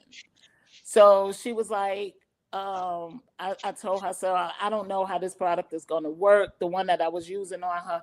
So she came mysteriously. This is what happens to me. That's why I said you have to let God lead you. Mysteriously, she formulated a product and hung it on my door. So when I opened up my salon and I saw it on my door, I was like, well, what's this? And when I called her, she said, try it because you said you wanted something comparable to Jane Carter's Revitalizer leave-in conditioner, Uh-huh. right? And I should have had my products upstairs, but I don't. So you see the spray bottle there, Uh-huh. right? So that's the first product in the line that we formulated. Okay. She gave it to me, it didn't work. I never wanted to have a product line, but when that product did not work, I became interested. So I started telling her what I knew would work. And then we started researching and we started playing. And my daughter's hair, my youngest daughter, well, both of my daughters have kinky hair, but my youngest daughter has thick, dense, kinky hair. So every product I would sample on her, test on her. And if I could get through her dense curls easily, then I Uh-huh. knew it was good. So we started with the Moisture Mist. So the Moisture Mist is the products have avocado, um, uh, avocado, chamomile, calendula, sunflower, um, sunflower oil, bamboo extract for strength. So they have these ingredients in that I know help soften um, and strengthen at the same time. So Okay. once we finalize the moisture mist, she hates the moisture mist. But the moisture mist is the number one seller. I'm telling you, when you spray your hair with that, it is Wow. going to get soft immediately. Wow. Immediately, and it coats the hair strands nicely. It doesn't smother, it just coats the hair strands. And then the scalp elixir is what seals it. That's our oil, right? Okay. So there you see it as the dynamic duo because you moisturize and you seal. Because if you just moisturize, the moisture is going to evaporate, right? So a lot of Right. people, they say their hair is dry. It could be due to not properly moisturizing or not having having split ends. Because most people do this. My hair is dry. They don't go in here to feel if it's moisturized or not. So there you have it. Then I told her I wanted a non-sulfate shampoo because I want my shampoo to tell my clients that their hair is clean. I don't want the bubbles to tell my clients that the hair is clean because Gotcha. people just get bubbles and then they think, oh, it's clean and stuff is still in there. Like, so the shampoo does not fight the previous product. You have to rinse the previous product out. If you know anything about non-sulfate shampoos, you just don't put them on and they foam up. Gotcha. So it's I'm gonna definitely a bring tip. up a larger picture of so we can see it up close a little bit. You can keep. Oh, yeah, I Oh, just want to. so Yeah. and then we did the leave-in conditioner, Uh-huh. cream rinse. So the leave-in conditioner captures hydration. So when you wash, when you after you have shampooed your hair completely and rinsed completely, you could use the leave-in conditioner while your hair is soaking wet. So it captures the hydration as conditioner should do, right?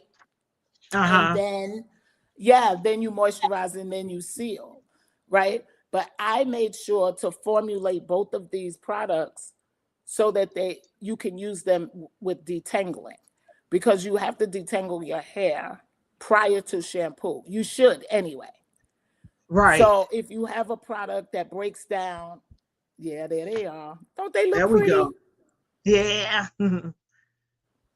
I love the packaging of it. Well, I just dropped these labels because from 2018 I was using my beta labels because I wanted to know whether it would sell. I needed to know the feedback. I needed to know all of the things concerning this product and how it worked on consumers and my clients. The product sells out of the salon when it's in the salon. Now I have a website for it. It's hairlockshaircare.com. And okay, I'm going to put that up for our viewers. Yeah, hairlockshaircare.com. I'm telling you, if you use this properly, and listen, I am accessible. All right. So anybody who buys my product, they could always text me. I'm going to text you back. If you call me, I answer my phone. That's one of the things. Maybe, Yah-Tay, people don't answer their phone. I do.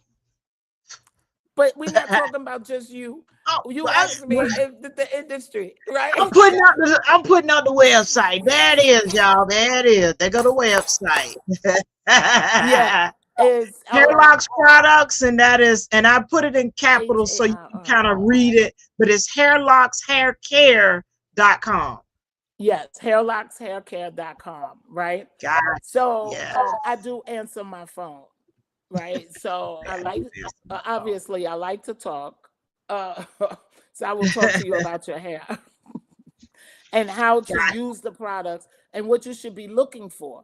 Because a lot of products are not giving people what they're looking for, and they subliminally seducing them into buying them. So I am a small business. It's expensive to make these products. It is really expensive to make these products. I wish it wasn't. I wish that my customer, I had more customers so that I can buy more materials like in bulk so that it could bring down the prices. But I'm gonna tell you, this is going to work. It works for everybody. This is the only product I use in my salon unless my clients have scalp issues. Because if they have scalp issues, they have to go to a dermatologist. Because I'm not a dermatologist and I don't know any product that's going to get rid of whatever they have. Right. So anyway, yeah. So that's how I comprise these 4 products. That leads me into the next question of what responsibility do professionals have when working with natural hair? So what would you say as professionals, what is our responsibility? Our responsibility is to have as much informative information that we can offer. Informative information. I think our responsibility is also to listen to our clients. Because sometimes, I fell in this hole where I know a lot because I know a lot, right? But sometimes I might have to adjust some things because of lifestyle, because my clients take medication, you know what I mean? And so I think the responsibility for us is to get the information that we need to cover all issues and to at least answer the majority of the questions, right? That our clients have. Another one of our responsibilities is to be honest and tell the client the truth. Right. Girl, your hair is not going to survive this. Girl, it's just not. You know what I mean? Right. And I told him, I said, listen, I'm only so this is my I guess my analogy. Uh-huh. If I see the bus coming to hit you, I'm gonna yell out and say, "The bus is coming! Run across the street so you Right. don't get hit by the bus." Now you Get out might the way. not like how I say it, or you may Right. not be ready to hear it, but I'm gonna say it the best way I can because I Right. want people to know. I want them to be shocked enough to say, "Damn, you know, she's honest enough to tell me the truth." Now, Right. there's sometimes it backfires on me. Right. There's sometimes it backfires on me, right?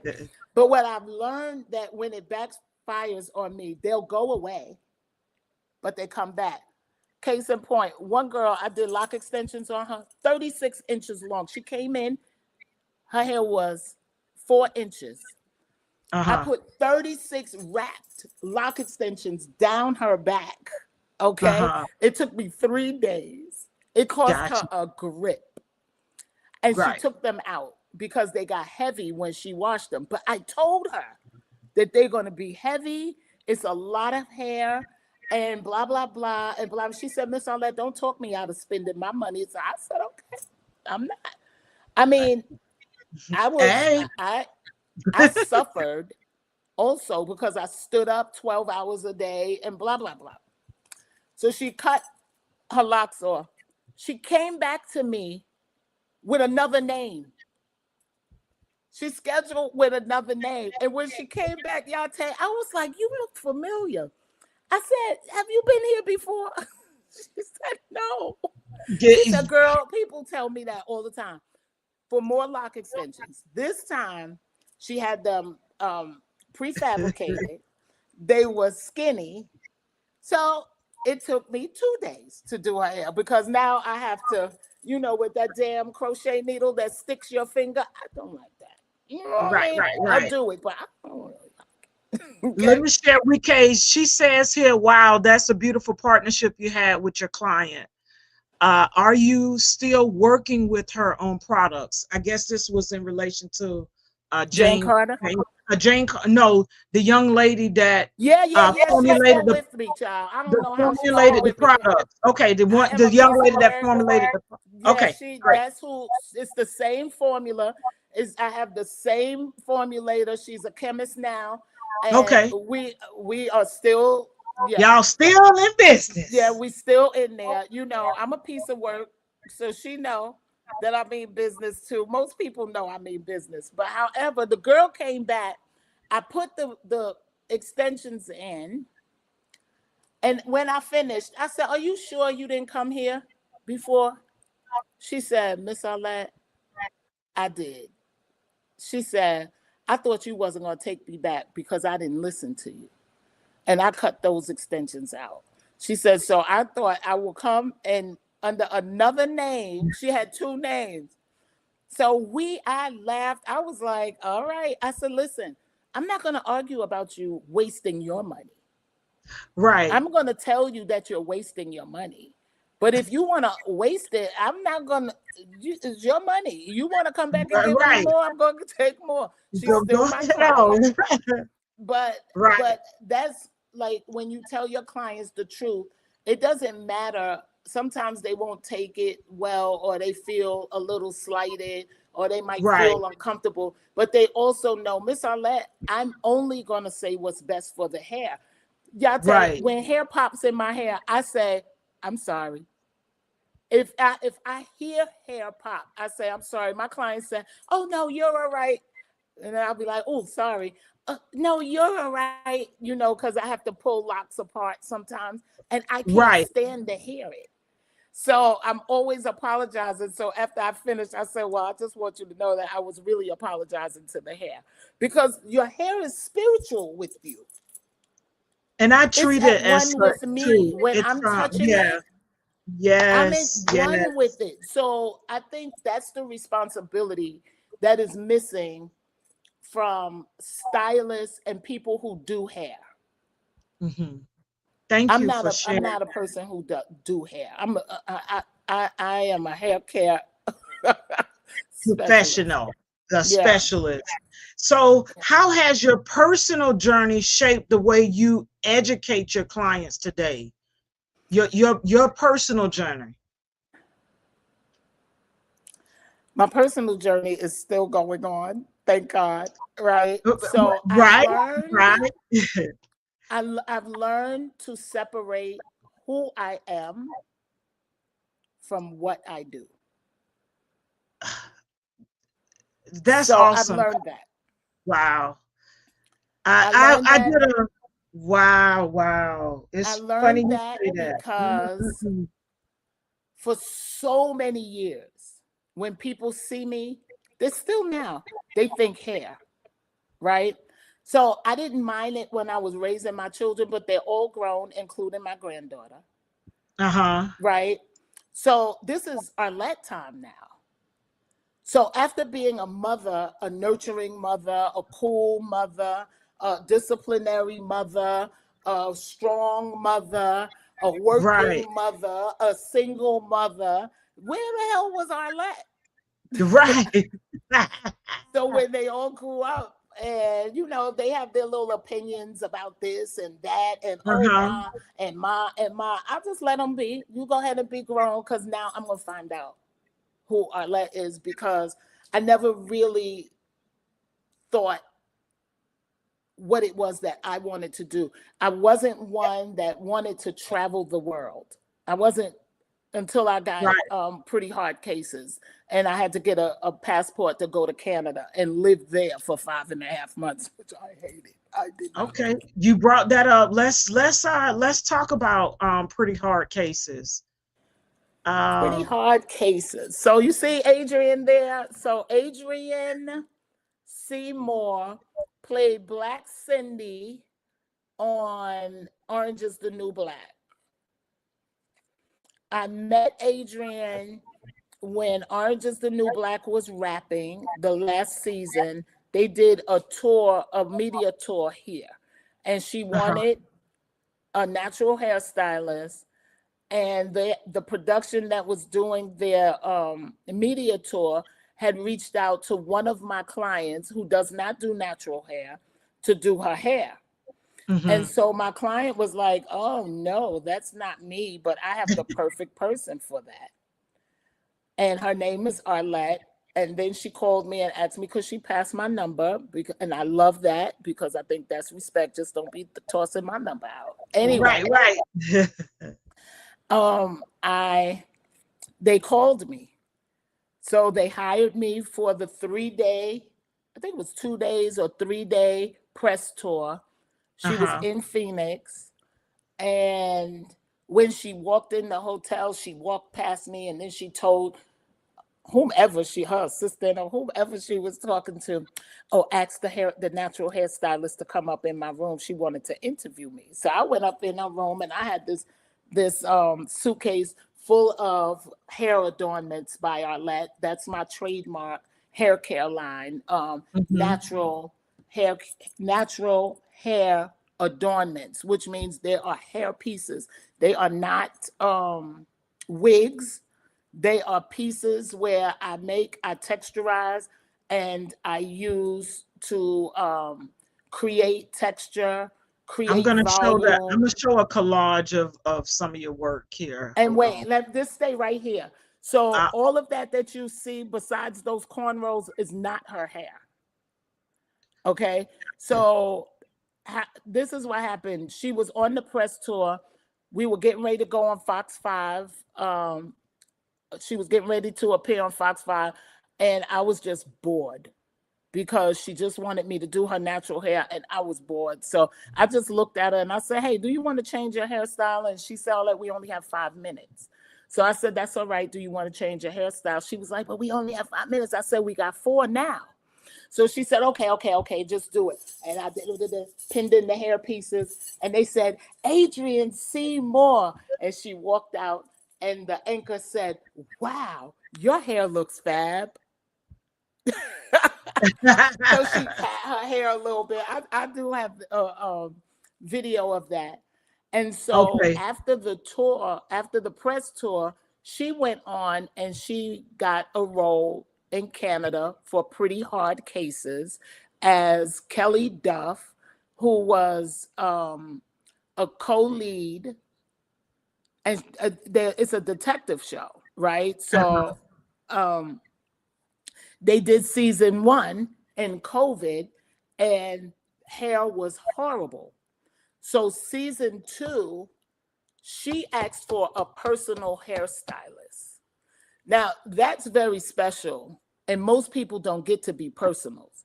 So when she asked for a personal hairstylist, that meant that in order for me to work in Canada, that I had to have a specialty service that wasn't represented by their union, right?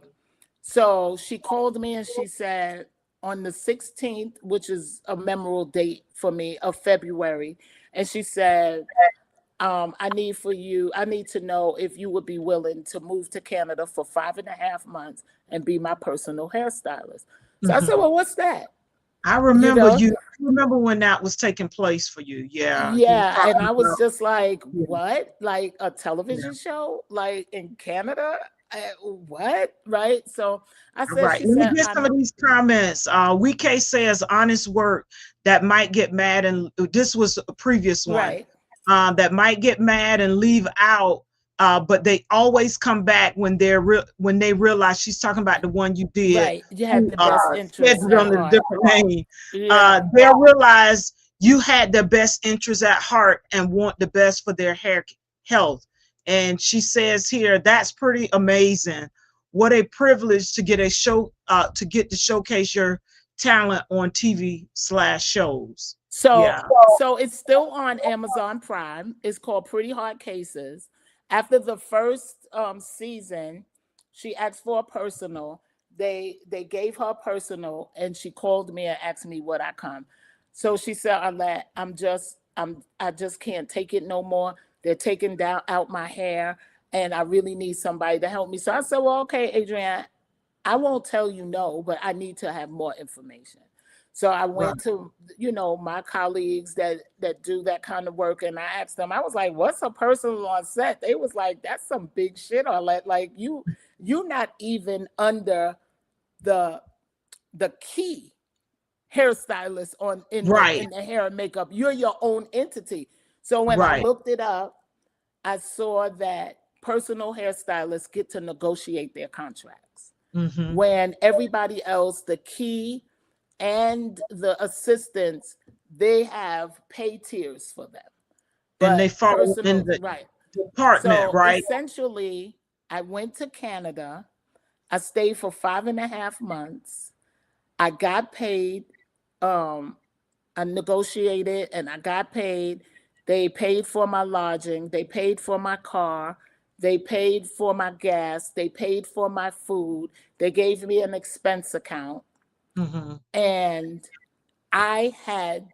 we had to come up with hairstyles and the look of Kelly Duff, right? Okay. So that meant I was in the hair and makeup meetings. They gave me full on responsibility for Adrienne's hair. So while I was in the hair and makeup meetings, Adrienne and myself was deciding what we were going to do next. The hardest part about that was continuity, because they do not film in sequence. So you have to go back and remember what part was on what side, especially if you change the hair a lot. So I was like Alice in Wonderland. I hated every minute of it. It was the first time I ever lived on my own. Because remember, I'm a young mom. I remember you talking about that, because you kind of took us through doing lives and talking about it. And so I was very uncomfortable. It was still cold in Canada, and I don't like to be cold. I had to learn a lot about myself, who I am, and separate it from what I did, because at that time I didn't really like what I did. I just thought it was cool because I was getting paid a whole lot of money. At that point, I was like, yeah, I'll take it. It was a lot of responsibility.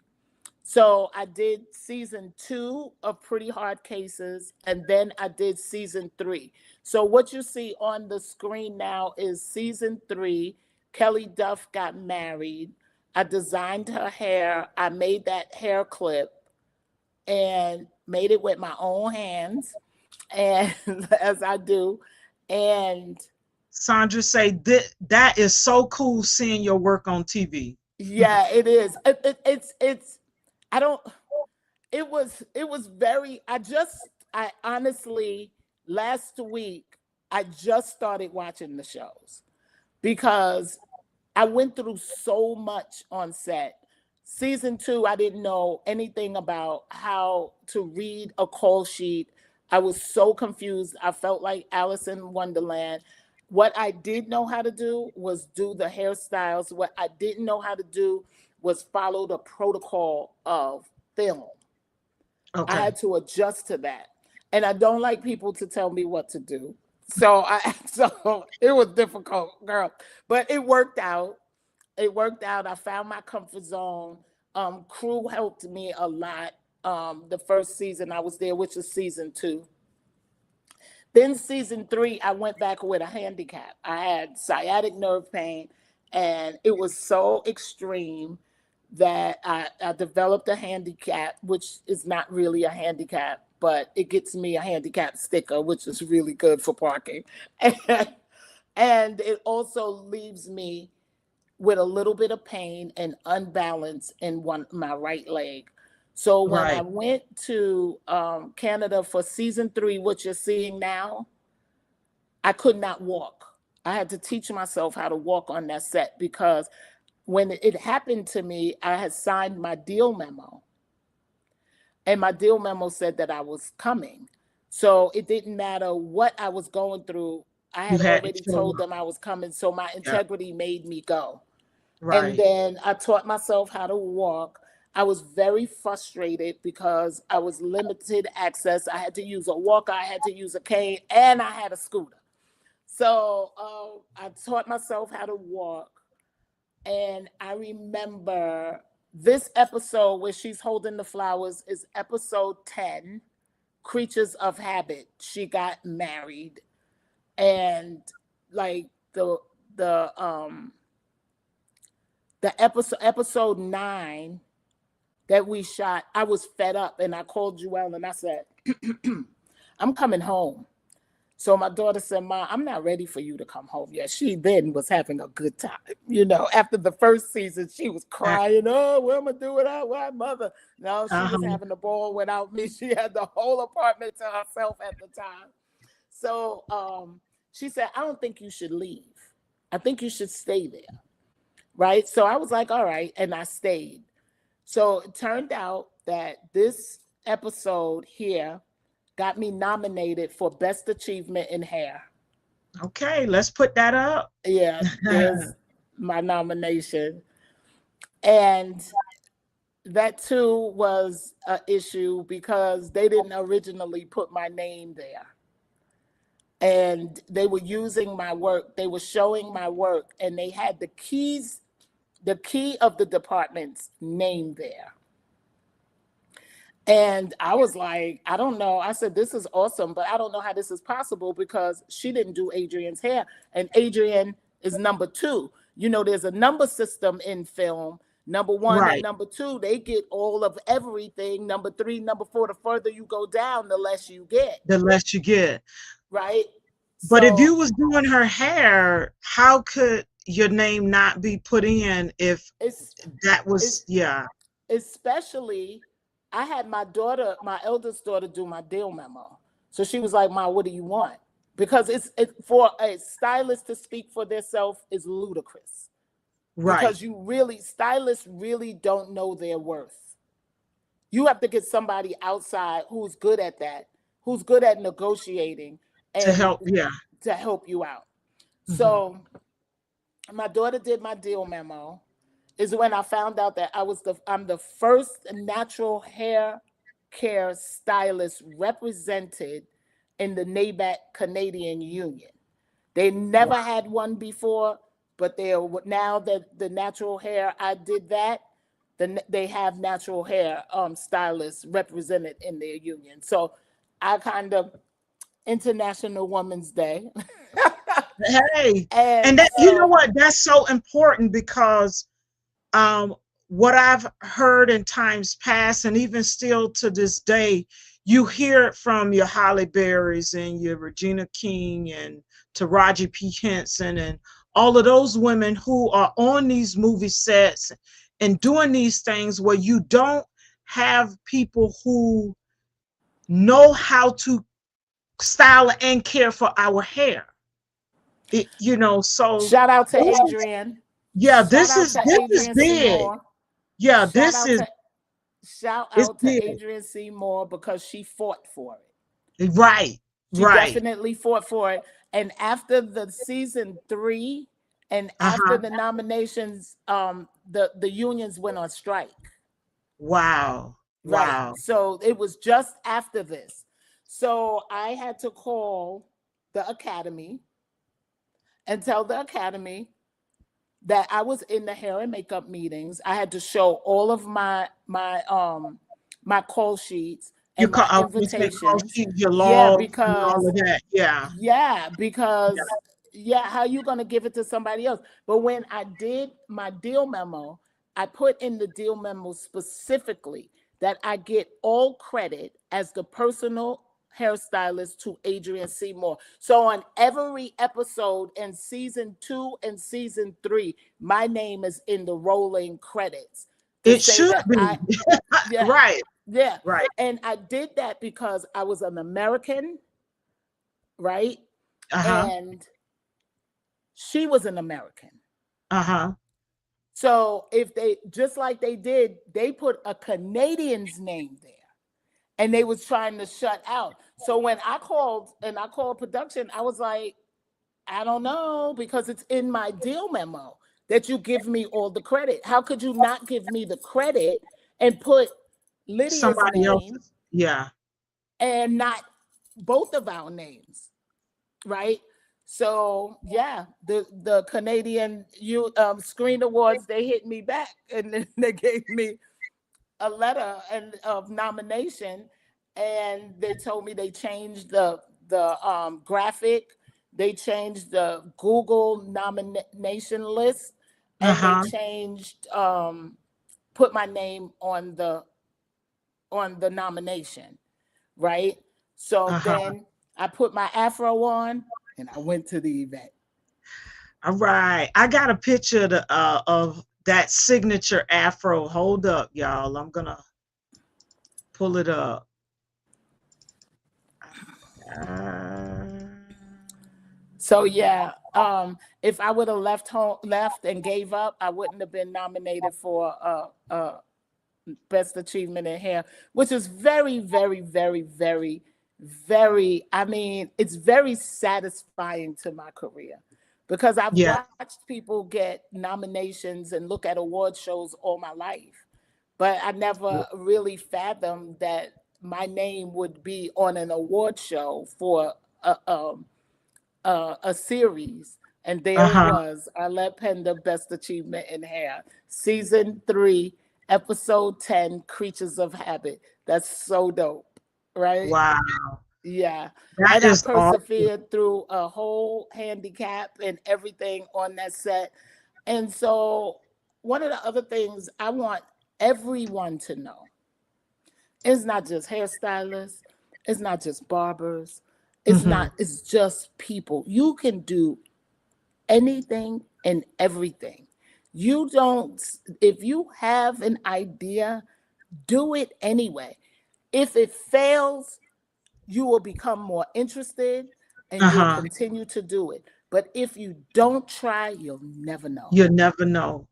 Wike says we are proud of you. She persevered Oh, through that. thank She you. persevered, Wike, didn't she? And Yeah. thanks to listening to baby girl, she was like, "No, mom, I think you should stay." No, I listen to my children. I listen Yeah. to people, right? Mm-hmm. Because I want people to listen to me. So I consider what people say to me. You know what I mean? Uh-huh. Like, even if I ask a question and they give me the answer that I don't want, I Right. still, like, why would they say no? It's not just Right. hating. When you ask a question, you want somebody to tell you the truth. That's how I live. Exactly. You know what I Exactly. mean? So I when I said that to Joelle, she was like, "Mom, I'm not ready for you to come home." I was like, "Oh well, why should I stop getting this money if she's not ready for me to come For home?" me to come And it home. helped her grow up. Right. You But know, you know what? Like you said, that was your first time out on your own. So it gave you more time with that as well. right. You know, Well, it that gave was you the more second time. time. Now this was the second season 3. So I was there. Right. This was but I learned how to live on my own. It was really cool. Right. See? Yeah, So but it still, in essence, gave you more time. yeah, It gave you more time. Yeah. and So let's and talk about your nonprofit. oh my God, I'm bringing my this up. nonprofit. My My hair is hair, beautiful. my hair is beautiful. Let's talk about that before we get into the last segment of advice and legacy. Okay. Before I get into those So questions to close my us out. hair is beautiful. Uh-huh. What? Oh my gosh. So my hair is beautiful is my passion project. Okay. Okay. It started in 2011 when my daughter was in Scottsdale in the Scottsdale Unified School District, and she was being called a whole lot of stuff. Like we moved from the hood or the now urban area of Brooklyn, New York, whatever. Uh-huh. And we moved to Scottsdale. So there was all kinds of questions for Joelle as a young Black girl in the Scottsdale Community School, and she didn't want to straighten her hair. So the kids used to ask her, "Why don't you wear your hair down?" So when she came home from school, all of her school career, all of my children's school career, I would ask them, "Did you learn something today that you didn't know yesterday?" Uh-huh. Because if they said no, that meant, uh-oh. That really meant like, what? Like, you should be learning something different. That's why you're in school. Okay, okay. So she said, no, but everybody asks me, why do I wear my hair? Why don't I wear my hair down? So I put her in front of the mirror. They also teased her about her weight and things. So I put her in front of the mirror and I said, is there anything that you see about yourself that you don't like? Uh-huh. So she said, no. I said, so you like your shape, you like your hair, you like the way you wear your hair. She used to wear it up in a puff. And she said, yeah. So I said, well, go back to school and ask them why don't they wear their hair up, Oh, thank you. right? So they used to tell her, they used to ask where she lived because Scottsdale is a pretty rich area.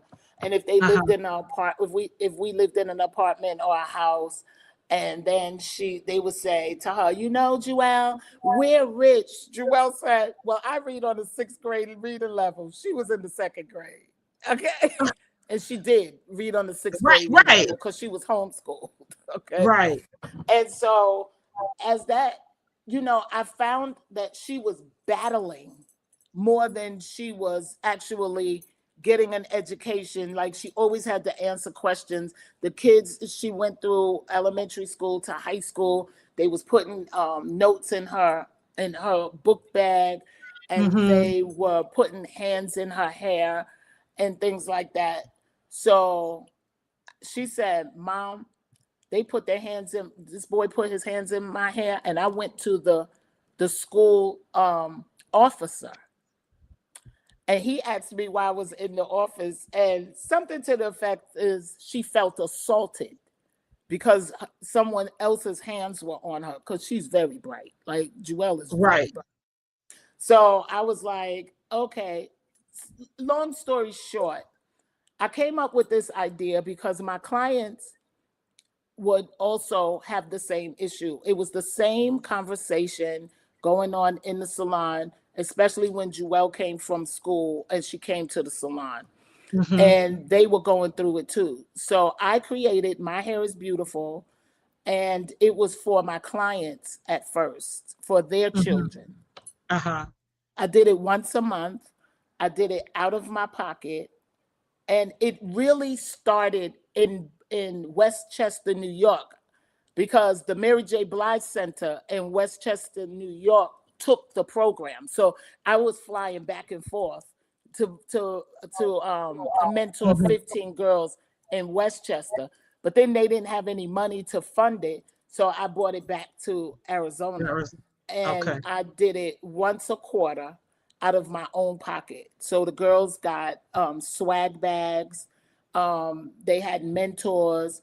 I would call in Black women from various careers, and they had to tell their story to these young girls, ages, at then it was like 8 to 18. And they would tell their stories through adversity, right? Because you got to climb the mountain, climb the mountain of life, because nobody is exempt, right? You got to Right. still. That's true. So I wanted them to understand that everybody doesn't have it easy, right? But they persevere, and they will never be defeated. So this was 2011. I started this passion project, and I was doing it once a year. We got on NPR. It just Kind of took right off. Yeah. until one of my sister friends, she decided that she was going to gift me the application to make it a nonprofit. And girl, I did not want it to be a nonprofit, because then that meant I had to be more responsible. I couldn't do it the way I wanted to, right? Right. So she was like, no, it needs to be a nonprofit. So I was like, oh my goodness. So what eventually happened was I got the nonprofit status. And most of the stuff I'm really skipping around because I'm writing a book, and I Okay. gotta have some meat and potatoes for my book. So I'm Right. not That's telling no everything. problem. That's no problem. So so I had Just the give us an fundraiser. overview of it. Just give us an overview of it. Yeah. So Just My give Hair us an is overview. Beautiful is um a workshop geared to children, teaching them how to we inspire, educate, and empower young girls, ages, well, the ages vary depending on the workshop, how to Okay. follow their dreams, create careers for themselves, and love Mm-hmm. themselves by what they see in the mirror, In the mirror. Gotcha. right? So I it just built confidence. And what I wouldn't do is I wouldn't take the girls if their parents weren't there. And I still really don't. Their parents Gotcha. have to know that what exactly their girls are going through. So I separate the parents from the girls, and I give them confidence. They have to say a creed in the mirror. And Uh-huh. you'd be surprised how many young girls don't even want to say this, to even tell themselves that they're beautiful. No matter Right. what we may think, they do not want to say it out loud, Mm-hmm. right? So they come in scared, and they leave invigorated, empowered. We have a walk of confidence. So Mm-hmm.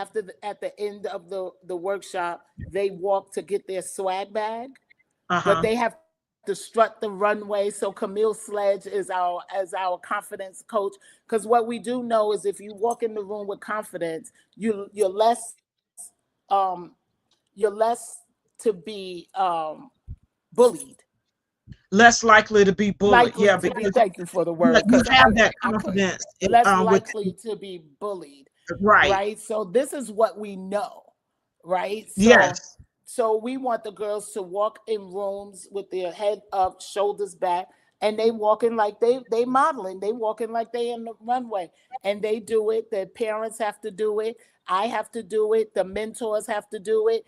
Everybody is in alignment. They're in Mm-hmm. consistency, and the program has been doing great from conception even through being a nonprofit. I had prophesied or manifested, however you could say it, at the end of my speech at my fundraiser. I said, "Who knows? Maybe God will give me a building." Oh, wow.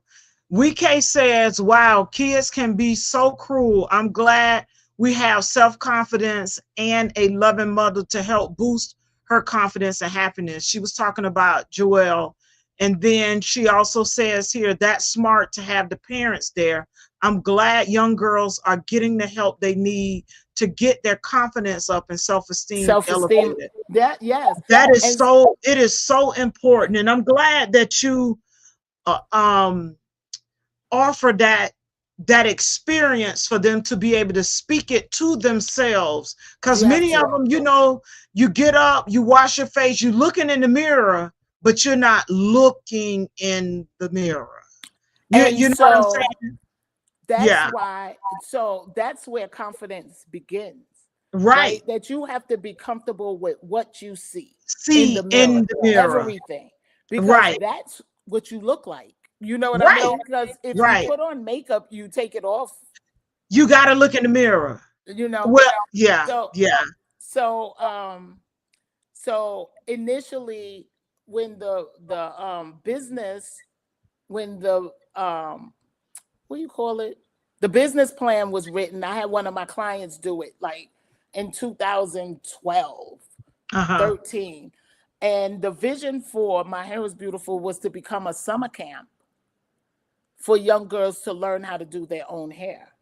Okay. Because in industry now, we have the industry convention, we had the Master Pioneer Awards in the natural industry, and this, that, and the third, where we were trying to change the minds of adults to give Right. them confidence enough in caring for And their wearing their natural hair, natural or hair. at Yeah. least finding their own beauty and their own Right. comfort in what they look like. And so I was tired of beating that over people's heads. So I was like, let's bring up the Let's see. kids, Right. right? And Let's let's include the instill in kids. them what they will Right. never forget. And community does that. So Yes. the girls, you see the girls in that black and white picture, that black and white picture is so old because those girls are grown. They have graduated college. Some of them have children. Some of them are married. That Right. black and white picture right there. And so I'm known for that in the valley and across the country, because Talia Wajid had it at her show 3 years in a row. I would go there because she never had anything for kids. So I would go there and she would start inviting, tell the parents to bring their children because there was something for them. For And them to Jane do. and Yeah. Jane Carter would give me the products to use and give away and things like that. So so now 2026, fast forward, I just received funding. Well, you see right there, I got a big check. I Right. Right. always wanted a big check. Yeah. I wrote a grant in 2 days. Never wrote a grant before, me and my daughter. We never wrote a grant before. We found out on Friday that the deadline was that Monday, and we wrote the grant and we received $5,000, right? Wow. So that built the infrastructure of My Hair is Beautiful. I did then, after I had the initial fundraiser, and I said maybe God will give me a building. A week and a half after that, I found where my salon is now, which is also where I live. Yeah. And So I it's have mixed. It's commercial, considered like mixed use. The bottom, yeah. top, and bottom. Yeah. So My Hair is Beautiful now has a home and Yay. has an address. And so, BK says congratulations. thank you. And so, so lately, just like a couple of weeks ago, I started saying, I'm just going to have a summer camp. Now, at this point, the nonprofit has no money. All right. We got about $100 in the account. We have no money, but I do manifest things and I do pray.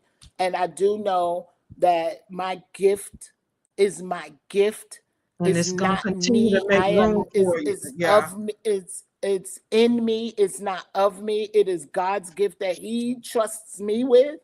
So I Uh-huh. just start saying, I'm gonna have a summer camp and it's gonna be in June 2026. And I don't have a plan, or I don't have any money. And I went to another fundraiser and they surprisingly gave me an icon award. Wow. And so I'm in the middle of downtown Phoenix, the heart of the post of Phoenix. I'm downtown and I hear my name, and the Icon Award goes to Arlette Pender, and I'm like, what? What? You know? So I then I accept the award, I give a little speech, and then I'm introduced to the director of Phoenix Center for the Arts. Now um, that's a whole cultural experience here in Phoenix. They do everything art. They just cater to the city of Phoenix and all of the artists and the skill providers and everything. And they do cool things in Phoenix Center for the Arts. So I Mm-hmm. sit down and I tell her, I say, hey, I'm having a summer camp in June, and I'm looking for a place for it, because the summer camp I have to hold in 2 weeks, and I can't do it downstairs. It's not enough room. And so I said, I'm looking for someone to host it. And she was like, oh my gosh, that'll be so nice, because people do not think of hair as an art. And it's for kids, Mm-hmm. the youth of the community. So Mm-hmm. she said, we would love to host you. I'm like, did I really talk this up? Did Yes, I you did. really manifest this? Still no money. Oh, So that's I go coming and look. I because you look got at, to have the space first, right? well, you got to be able to pay for the space too, Yeah. right? So I Well, you just, got that's part of the vision. right. So I go on the tour and I start asking questions because I do that well. So if I agree and we write up the contract, when does it have to be paid? So he said a month before the date. So this is in September last year. September, October last year. So I was like, this is June. I'm good, right? Still don't have no money. Did a campaign. I did get some contributions or whatever. This one lady, she said, hey, Arlette, I'm trying to get you a donation. Tell me a little bit about what you're doing. So I sent her the little video, Uh-huh. well, the big video. And she got back to me. She said, okay, I submitted. They gave me a donation that funds the whole thing. See? Just like that. So one week I had nothing, and the next week I had the whole thing. And all I can say is thank you, Father God. That's all I can say, because it's through me. This is through me. All of this that I'm talking about, girl, if I had the choice, I would be right there where I'm looking at my bed, that where I'm going after I finish this. Because that's where I like to be. I like to be just chill. I don't want any smoke. I just want to lounge, and you know what I mean? And I want to leisurely do, and I want God to work through me the way he works through me. If it's helping people, if it's helping the community, if it's helping my clients, if it's helping my kids, that's what I want to do. That's the essence of Arlette, and I'll die happy as long as I could continue doing it.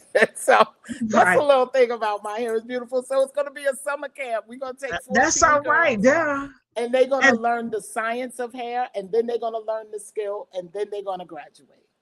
okay. Congratulations. Thank you. So as we transition and prepare to close this out, I want to talk about advice and legacy. So for those who are listening, who are listening, but more particular or specifically for those who are just starting out, what advice would you give someone just starting in the natural hair care industry, or starting in as a professional in natural hair care? What advice would you give them? The one thing, so I have mentored girls who are Mhm. in their salons now, and they're doing very well. And they had problems with me because they were so excited Uh-huh. to make money. But you got to know business. Like young girls who've been braiding on stoops, unless they've gone to school for business, some people have it innately, And they, but yeah. everybody doesn't. I was Right. one that didn't. I learned the hard way. Uh-huh. So I didn't want the girls to learn the hard way, but I Right. wanted them to learn from the bottom up. Right. So if you graduate from beauty school, I think you should link up with a seasoned stylist Mm-hmm. and be mentored a Mm-hmm. little bit, because there's more that you're going to experience than just knowing how to do hair. You have to Right. know how to handle people. You have to Right. know how to handle money. You have to know how to order products. You have to know how, just technical things. You have Right. to, there's a whole lot. Like my daughter was like, "Ma, you got a salon and you don't have a first aid kit." And I was like, "I don't need no first aid kit." And I was Yeah. the first one that cut myself. You Right. know what I Right. mean? Because God gonna say, "I'm gonna show you what you need," What you instead of need. you talking. So I think that that is one crucial thing, and the other is to save your money. Make your money, put your money to work. I'd Yeah. say pay Yeah. yourself first, Pay yourself first. Learn to save and make that money work for you. I think because those you don't make money up back. So in other words, if let's say you made $300 today and your uh-huh. friend come and say, "Hey girl, let's go. I'm going here, and I'm going shopping." You don't go and spend that $300. I think you should say no if you don't have self-control, Right. because Right.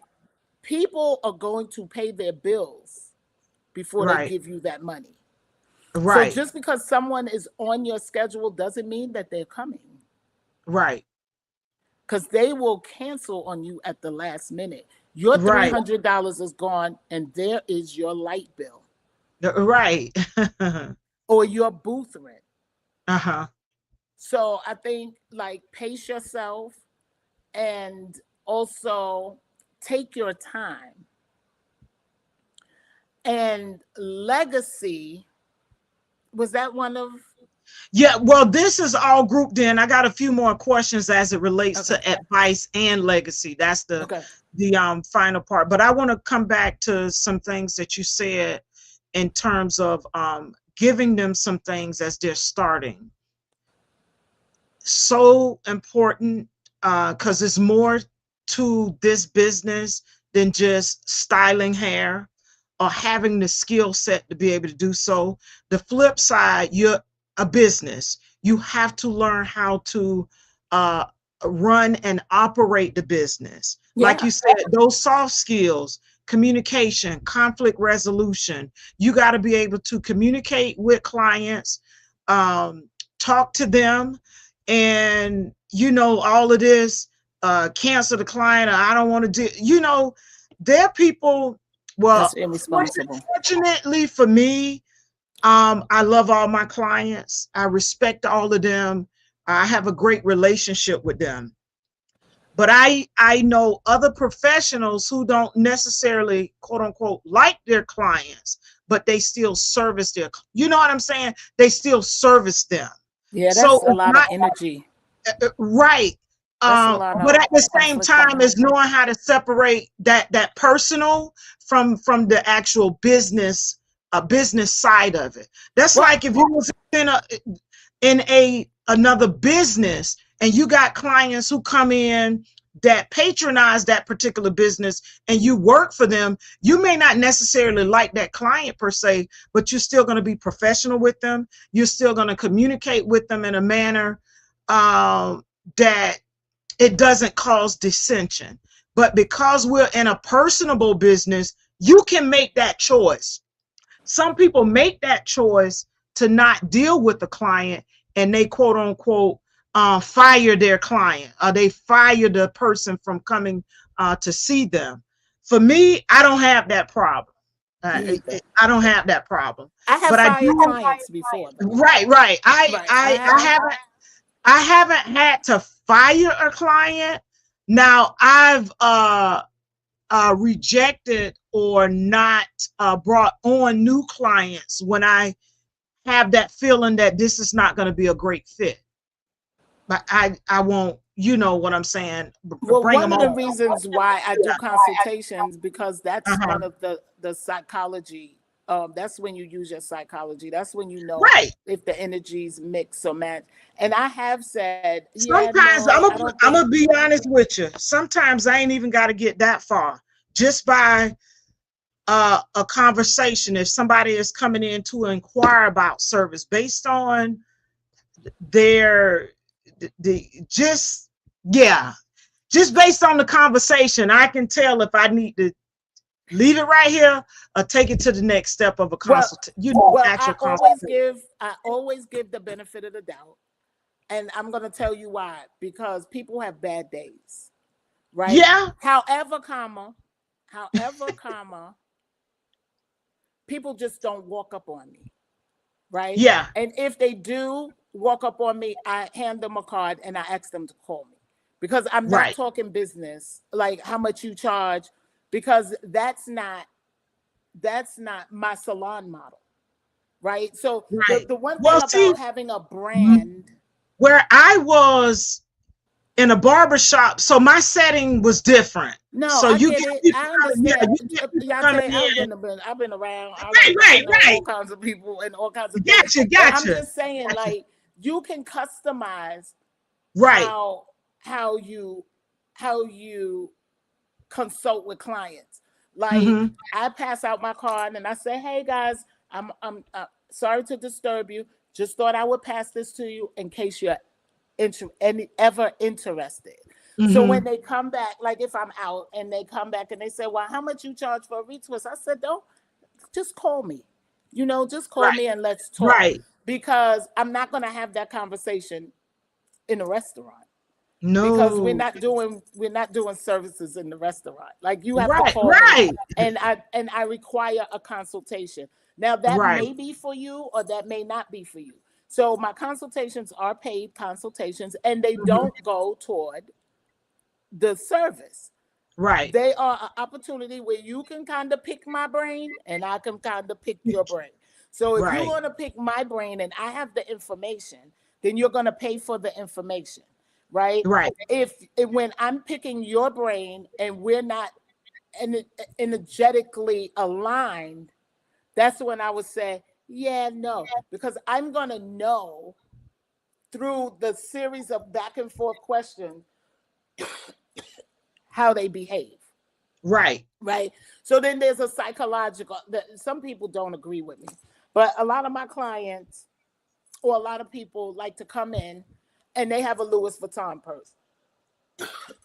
I can spot a fake or original Louis Vuitton purse from way from the corner. If you have a Louis Vuitton purse, what you pay for that purse is going to be, they don't depreciate. Right. They only depreciate if they're used. So if you carry it toting a Louis Vuitton purse, I don't know why I'm choking, and you carrying a key fob that have a Mercedes Benz, to me, you like nice things. Mm-hmm. So to me, I'm what you like. Right. So the psychology behind that is to see if they looking for a service, what kind of service, and if they say, "Oh, well, how much?" and they start out with how much, and what if if I bring my, and I can't. It's too much for me. I am Yeah. not that kind. I will still consult with them, Right. but at the end of the consultation, I might say, I may not be the stylist for you, Stylist for but you. let me refer you to For you somebody. to thank You you. see what I'm saying? Right, right. So that way, they might look at me side-eyed, but they might also respect the fact that I paid attention to them, Mm-hmm. because that's my thing. I'm going to pay attention to people, Right. right? So I do my consultation and I get to now. Some people slip past the consultation and they be talking crazy in the salon. And listen, I have evolved since I've been in Arizona. You know Mm-hmm. what I mean? I am from Brooklyn, New York, and I'm born and raised there. So there's a certain swag about me that's just not going to let you talk to me any kind of way. You know what I mean? So I have done clients' hair where I finished the hairstyle and I knew that they couldn't come back. And I will ask them, hey, you know, put it in a bun. If I use pins, I would squeeze it a little and see, hey, you like it? Any pins bothering you? Is this hurting? Let me push it. Do you feel the pins? Oh, if you do, I'm going to take it out and replace it. And then I said, yeah. I said, thank you for allowing me to service you. But we don't align. We don't align. I'm not comfortable. The energy here has shifted in my space where I have to work. You don't get it. You don't get the opportunity to shift my my energy. You don't, because I invite you into my space and I'm going to service you how I believe you deserve to be serviced. But you can't talk to me crazy. Right. You can't talk to me crazy. So I said, I'm just going to ask you, I could refer you to somebody else, but I'm going to ask you not to return. Right. And she was like, are you serious? And I said, yes. Because listen, Yah-Tay, when I go down at night, I don't want to think about anything. Right. When I go to sleep, I want to sleep because I enjoy it. I don't want to have to think about, oh boy, I hope I didn't hurt. Did I say? What did I do? Yeah. No. Right. So it's straight talk. And I think that's what people deserve. But it's not rude. You know, I served you. And I know she called and she was like, one day she called and she said, you put me out before. I'm not sure if you still want to service me. So I said, I believe that people evolve. I'll try it again, you know. But now when you come back, you know how to behave. Right. Because I take one person at a time. Like when I look at my schedule and I see my clients coming in, I know what kind of day I'm going to have. Right. I don't ever want to say, oh, here she come. I'm too old for that now. You know? I'm with you on that. So another question, what habits separate a professional who lasts from those who burn out? I think where I'm concerned is I don't burn out because I love what I do. I absolutely love it. I have problems getting up and getting out of bed in the morning, but I don't ever feel like I don't want to work.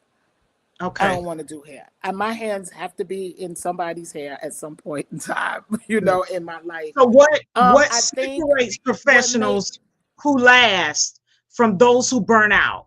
So for you as a whole, what separate those who last in the industry versus those who burn out in the industry?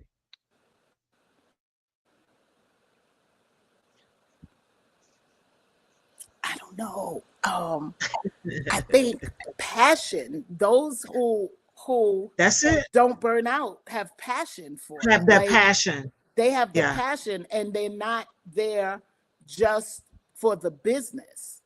You know, like to make money and things like that. So I think stylists that burn out usually take on too much.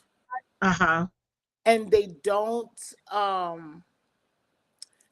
curate their energy around them. And they don't know how. You mentioned conflict resolution. They don't conflict resolution. They don't understand. To move the energy around positively. Right. So that if somebody was riled up, they know how to calm them down just for that moment. So they take on and they get dumped on and they get dumped on. The clients are late, but they feel like they have to take the money because setting boundaries. Setting boundaries. Crash and burn. Right. So I think go ahead. Go on. I think passion is separate than I do hair. Okay. So the passion for it helps those professionals last versus the burnout and not setting boundaries and being able to handle situations conflicts and those types of things that would put a lot of strain and drain on Right. the individual. Yeah. Yeah, On not only yeah. your body, but your But mentally, yeah, emotions, your emotionally like too. Yeah, everything, your yeah, energy, it brings you down and you're not yeah. in a good mood. So like I do I do practices where I control my emotion. Like I have them. People might think, "Oh, Miss, I'll let you not you're not emotional." I am emotional, but I'm not gonna let people change how I use my emotion. In other words, you say something to me and you trying to control or make me be emotional, I'm not gonna do it. Like I'm going Right. to, But I'm that now I'm gonna think about it because I I think learned that from comes with maturity, though. I really think that comes with maturity and knowing how to self-regulate. right, but Because people don't know how to self-regulate. that's what I'm They mature. It learn. goes back to maturity. Right. You know, I don't unless think you've been. maturity has anything to do with it. I think open-mindedness, like knowing, I don't Well, think it's just you should be mature, I'm gonna right? have to disagree with you on that. You have to have a level of maturity Wh- to regulate your own Where do you get emotions. that from? Where do you Well, get a level of maturity from? and I don't mean so much in age, because No, you can where do have you an get it older from? person No, no, it doesn't have anything to do with age. Where do you get a level of maturity from? level of maturity. Where do you Yeah, get that from? yeah. That comes from working on yourself. That comes That from comes from experience. introspection and yeah, experience, but it Right. still comes from regulating yourself. Right, but you don't know how to regulate yourself until you experience things.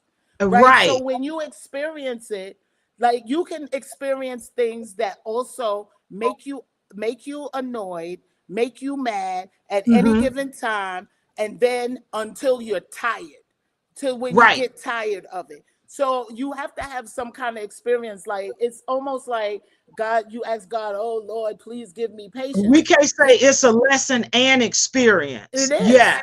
It is. yeah, Everything that we experience is a lesson for us. So that's why I right, said I have emotion and I right, feel things, but then I think about why am I feeling like this? right, And I didn't know that until I've been going over on the hamster's right, wheel for a long time. So it's just like I could be my age and not be mature. I know people who are my age and they're not mature. They'll right, sit in my chair and they'll be like, "Oh, yeah, that's right. Oh, I got to think about that." right. Because more times they be like, "She got on my nerve and I had to cuss her out." And these grown people. That's why I say emotional maturity, and that's Yeah, it's experience. Yeah. you So definitely. That's why I was you got asking. some young people who are mature because they've experienced some things. You know what I'm saying? But it's still to, and I guess I'm speaking from me. You Yeah, know, I know that I've had to mature emotionally. I might not have been there, age wise, but emotionally, I've had to mature in areas. I when had do a you lady think that, you matured huh? emotionally? When do you think you matured emotionally? Um, I've, I want to say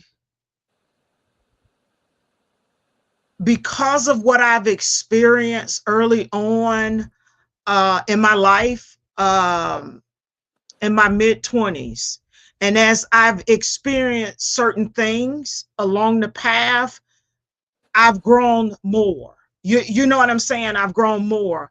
But I feel like, man, it brings back a lot of memories. Do you I think you're still maturing emotionally? Oh yeah, I'm Oh, constantly evolving. Yes, ma'am. Yes, ma'am. And the biggest space where I'm evolving now is about learning to put myself first. So there's levels where I'm still wobbling with that because as an older child, I've put up my siblings, families, others before me. So my maturity here is about looking out looking out for me. And the emotional aspect of it for me is being okay with it. So sometimes I still feel iffy when I'm doing stuff for myself. It's like, why would you feel bad about that? Because I've been used to putting out outside of me. So I'm regulating myself in that space. Yah-Tay, it's okay. It's okay to go do XYZ. It's okay, not to do this, that, or the other because you don't feel like it. Because you know what I'm saying? So I'm maturing it from that space, an area that Do I people found get that on your nerve? I'm gonna tell you this, and think it has to do with my sign of Aquarius. Ignorance. Ignorance is just not knowing. Well, ignorance, just stupid, just, my mama used to get on me about this. Use your common sense. But when you're young and you don't have enough life experience, how much common sense do you have except for your little circle of experience? But now, as I'm older, I get it. You know what I'm saying? I get it. Then, What annoy so you still get aggravated? yeah, I do get aggravated. Okay, let me ask Yeah, you this. Would you say that you are mostly in a good mood? yeah, I can say that. Because nothing bothers me now. I think Yeah, I think I'm mostly in a good I'm mood because not. I know that things are happening outside of me. You know what I'm saying, except for what I allow in here. But most things are, unless it concerns me, it's happening outside of me. So is it my business? Well, Should I think like for me, things don't bother me uh-huh. anymore, and I figured out why. Uh-huh. Because when I was young, they called me outspoken. This is what my Uh-huh. parents told me. I was outspoken, and Uh-huh. I didn't know how to resonate what outspoken meant, Uh-huh. right? But to parents, outspoken means similar, I guess, seemingly you tell the truth, right? Right. But you're a child and you're speaking out of line, right? So Okay, gotcha. outspoken, Okay. right? Right. But I've been outspoken since I was a little girl, right? Right. And I was outspoken, and I maybe this is because of my sign, a Taurus, right? I've been outspoken. I'm able to say what I need to say to people Uh-huh. if they kind of, you know, get out of line with me. And I Mm-hmm. don't have to yell, but Right. I'm not gonna go to sleep with it too long. Right. Because if you're going to be in my circle, I think it's very important that we learn how to deal with each other, Yep. right? So learning how people are and who people are very different, right? It's a different kind of level of skill. Right. So when I walk into any store that I've ever been in, and I go more than one time, people remember my name. They treat me accordingly. I'm Mm-hmm. always in a good mood because that's just the way I wake up in the morning. And I'm not letting anybody control that, right? So it doesn't mean I don't, Have you people yeah. don't get on my nerve because they do. Right. But I'm not Right. going to hold it because it's not mine to hold. You don't get on my nerve and I carry it for the rest of my life. And I can't just dismiss it because I can't, where am I dismissing it to? So I Right. just tell the person, listen, hey, this is what, and I didn't like that, and if they apologize, I can respect that because a lot of times people, again, I said earlier, people go through, we don't know Right. what people going through. We don't know what They're they're on the going verge through. of Right. homelessness. They, you Right. know what I mean? They're heartbroken. Their mama is sick. their daddy just died, you know what I mean? The boyfriend is giving them a hard time. So they carry that stuff, but just because you're carrying it don't mean you can lay it on me disrespectfully and try to make me the person that you're mad at, because Right. I'm not gonna hold that. So I think, yeah, we should. It goes back to being honest, and it goes Right. back to being forthright with who you're dealing with, right? Or Hmm. don't deal with them anymore because they're no good for you. Right. And you have that choice. You have that choice. We all That have it. yeah, we do. We do all have that choice. That leads me into, if you could leave one truth about natural hair care with listeners, what would it be? And I got one more after this one. One more question before we close out. That clipping your ends Let me stop. is a real thing. And clipping your ends is not a trim. You either have to get them all cut off at one time, or have, like, my clients have to do a 6 months to see results, right? So Okay. if you don't want me to clip them all off at one time, I need a substantial amount off so that my comb can get through your hair and my blow dryer doesn't snag, right? And that your split ends don't rise up to revert whatever progress I'm trying to make here. And Right. then, so like I tell them, I say, your ends, we're going to clip your ends and we're going to let your hair grow. And it's going to build density. Because Okay. people, my hair thin, yeah, because your ends split. Right? So you And don't have your hair. you can see it where Right. it's sparse, and And then you get into the denseness of the yeah, you can yeah. actually see it. And Yeah. if your edges are short, then you have to grow them. If you grow them, you'll have more hair because these are now the same length as these. So it's seemingly cut off, let grow, cut off, let grow until we get to true density, and then we protective style, and then we keep your trims up once a quarter. But when you come with raggedy ends, they have to go. They're not going to keep your hair length any longer. It's going to do just the opposite. It's not going to grow longer. It's going to get thinner. And you can't get your comb through your hair, or you can't detangle without it popping off in the hair, resulting in the brush or the comb. That's what I want So people to know. Trimming hair okay. is a real thing, and do So it. the truth is, trimming hair is a real thing. It is. It's the Okay. truth. It's the truth. Trimming hair is a real thing. Here, WeK says people want to hold on to it thinking it will help their hair get longer. Meanwhile, it gets worse from all the snagging. Girl, That's just what listen, I have young girls be like, Miss Arlette, trim my ends because I'm tired of it sounding like potato chips. These are young girls, like 13.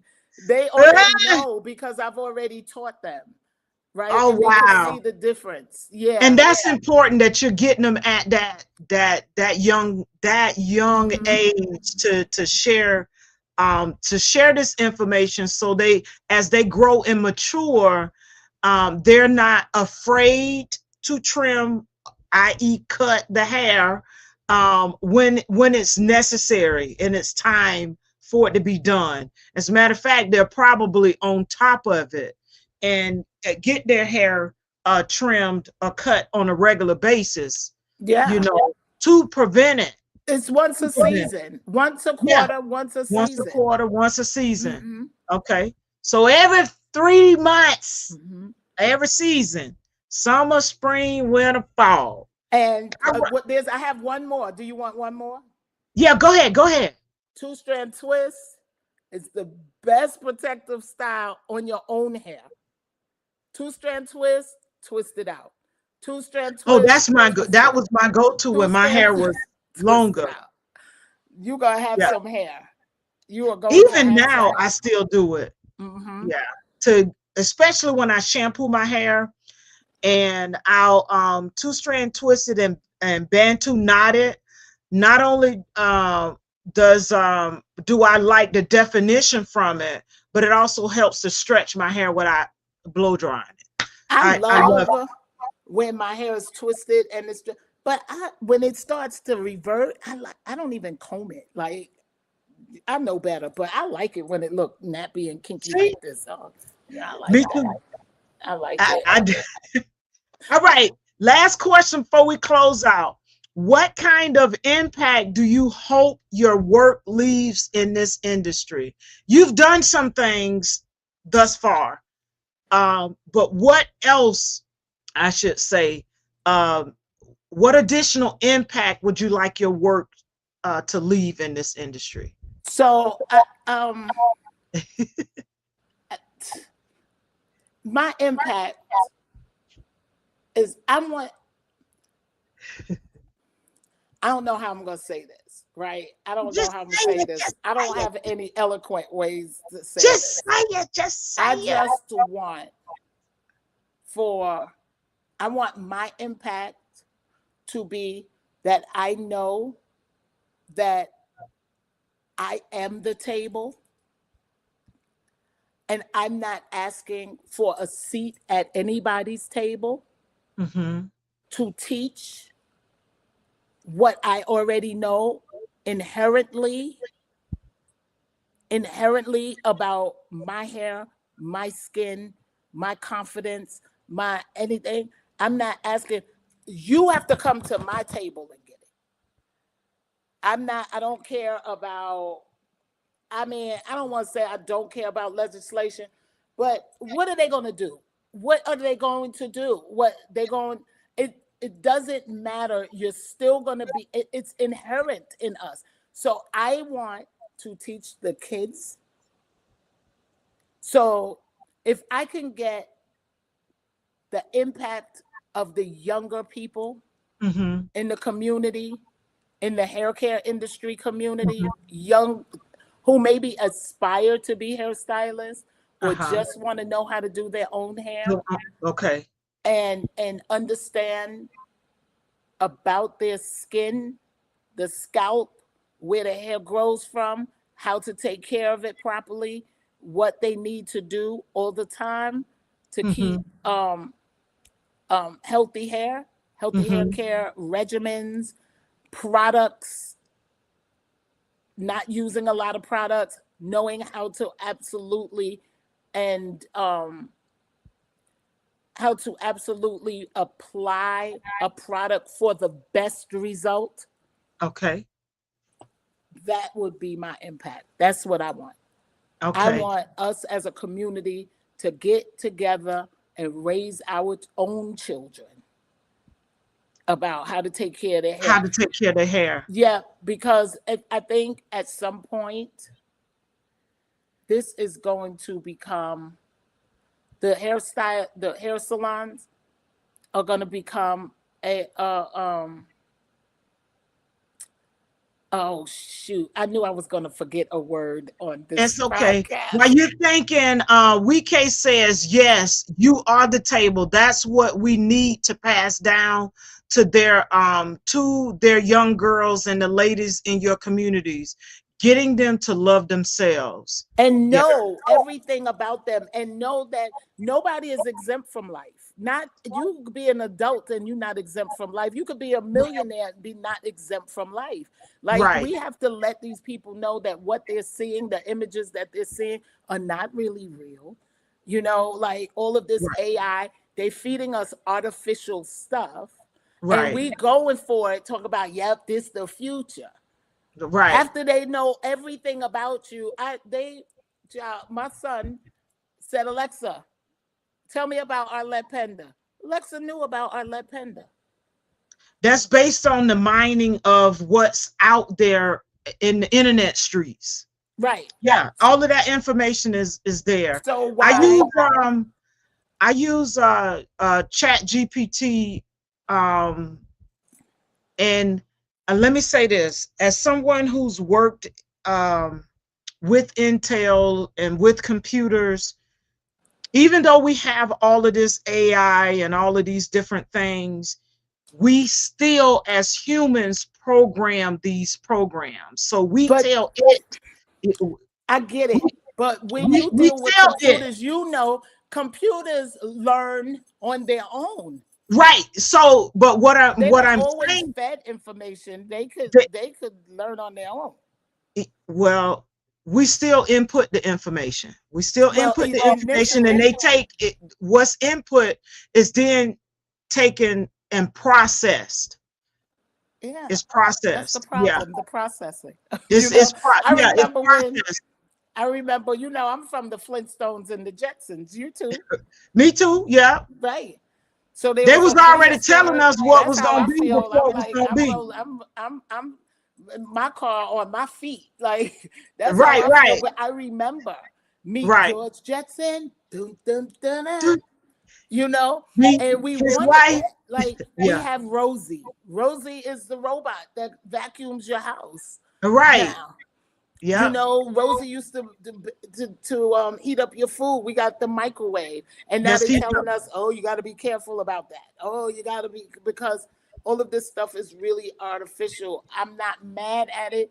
I'm just Right. like, "Whoa, buddy."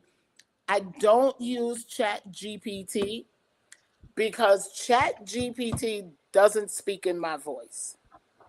It just doesn't. I don't use it because it's going to redo my words. And I like to talk in my voice. I want people to understand that I'm a real person. Right. And I don't want to put like on my information, like my mission statements and things like that, stuff from Chat GPT. I want it to come from my heart. So when they open up the door and I invite them in for a consultation, there's no, ooh, because I just talk like this, right? I Yeah. don't have like a professional voice. You know, Yeah. this is just it. So I don't know, maybe I have to evolve there. I'm not Yeah. saying that I won't. I use it. Well, I know what I'm putting in my results. So you gotta. Well, you're a computer lady. I'm not a computer lady. You know what I mean? Okay. I'm a talking lady. Okay. But I do when I've put written some stuff like here. I got notes on some stuff that I'm working on.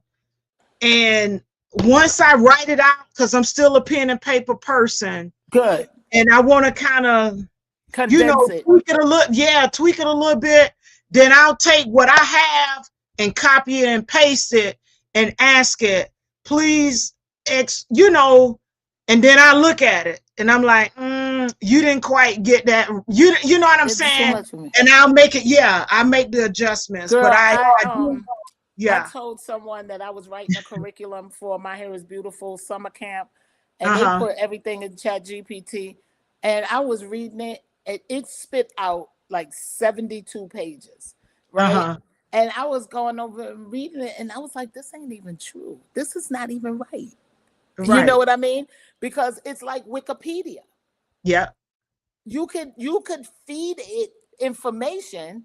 It doesn't necessarily have The to be moon is true, gonna come out, right, you know. So I don't know, but yeah. that's what I want. I want us to have our own table and to invite people to our table as Okay. opposed to asking for a seat at their At table the table, and having right, them run all of the numbers and everything for us because we've already given enough. They've right, already stolen enough. And when it right, comes to robots doing hair and you see if you look online, they starting to feed that information to your visual. right. And Yeah, that's a lot. I don't think well, I'm gonna say this. If they came up with it, there'll be some folks out there willing to try it. But I don't believe that we will be replaced for those who know the value and the connection, I the don't think service. Yeah, Yeah, I don't think the human being won't be totally replaced. yeah, But if the wrong information gets fed to a robot or a computer, then that means it's going to spit out the wrong information. And in the future, people really won't know What's what? real and what's not. What is it? Yeah. You I know what I just mean? So, I mean, I have no control over it, but I do have control over what I can do now. So right. what I can do now is teach the babies and let them be confident and invite them. Like one or two of the students from the summer camp will be my assistant if they want to be a hairstylist. And they'll be my assistant, and they learn from sweeping floors, putting away the towels, how to fold capes, how to clean them, how to clean your combs. People putting the combs in their mouth. Ugh, it's I'm too gonna much to tell you, say. I see some stuff and I'm like, mm, I'm gonna say one, but I know some people do it, some people don't. I I just cannot see me putting product on the back of my hand. I I never do could. product. I I put product on the back of my hand. I, However, I my use. hand, Go my ahead. hands have to be clean. Like I don't touch the things without washing, rinsing, washing my I hands. use a I scoop use, when I'm going yeah. in to I'm get very product. particular. I I'm make very sure that particular. there's Listen, no hair whatsoever in the my other product. thing I use a is, spatula. the other Yes, thing that people don't do is they don't clean their phones. They don't disinfect their phones, I and they do. texting all day. Yeah, my I phone has to be constantly wiped wipe off. both It, of them. yeah, I have two as I'm well, and constantly, they both have to yeah, be wiped off and disinfected. When my day starts, that's when everything falls into place. right, right, So I think that we have a responsibility to all of those little idiosyncrasies yeah, and all of those little important things. I don't know. I'm just that meticulous. right. My mirror, my chair has to be wiped off and disinfected. My tools have to be um, soaked with barbicide. You know what I mean? I just don't play. If the comb falls on the floor, it stays there because I have a plethora of combs. Yeah, And if there's one particular comb that I love to use, I have a plethora of them of because I that like that comb, specific, right, right? But right, I'm not right. bending down to pick up a comb and put. I don't even want my client to think that I'm going to put it in their hair. Not even think here, pick it up. I don't even want Right. them to bend down and pick. Just leave it there. Yeah, Just leave it there until I get up and I'm finished. Then I'll pick it up, go put it in the going sink. about you, right. Yeah, go about my business. But I think that the hair salon has come to be outside. Everybody just doing everything outside. It's just outside. Danger. It's dangerous. Yeah, it has in So many when I see that aspects. online, I am my sister's keeper, and I would comment, and I'll be like, "Hey guys, no shade, but you might want to consider not putting your comb in your hair while you're doing your client's hair, because we don't know when your hair has been washed and clean. So why are you sticking the comb up there so that you could braid to bring it back down, to do this, to stick it back up there, to braid, to bring it back down, to do this, to stick it back up there, to braid? Like what?" So it's a lot of practices, a lot of, yeah, a lot of So those are the things little that things. new stylists should keep. I mean, be aware of.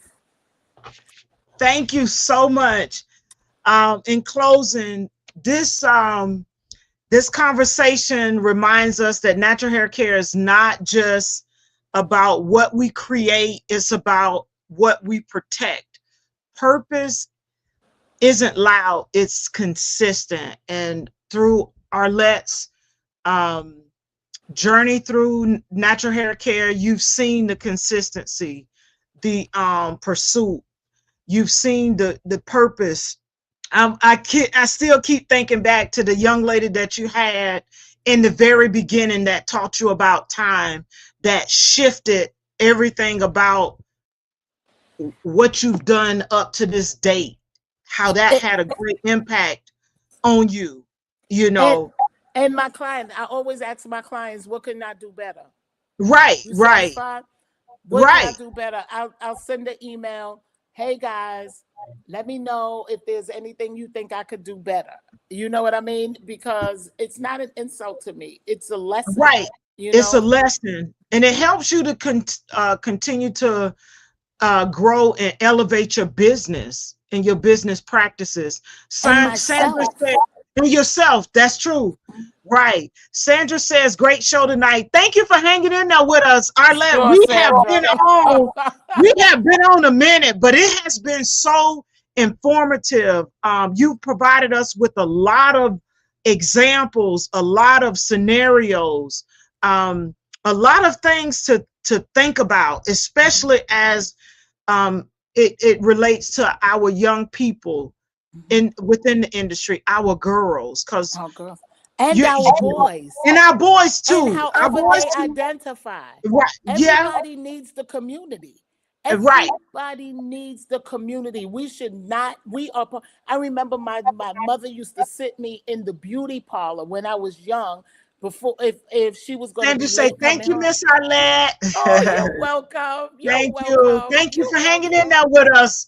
We done been at this thing for a Thank minute. you. I thank you for Yeah. being patient with me. I know I Oh, have no long problem. stories. No problem. I shared with you, I usually go about 45 minutes to an hour, but if you're open, I'm okay.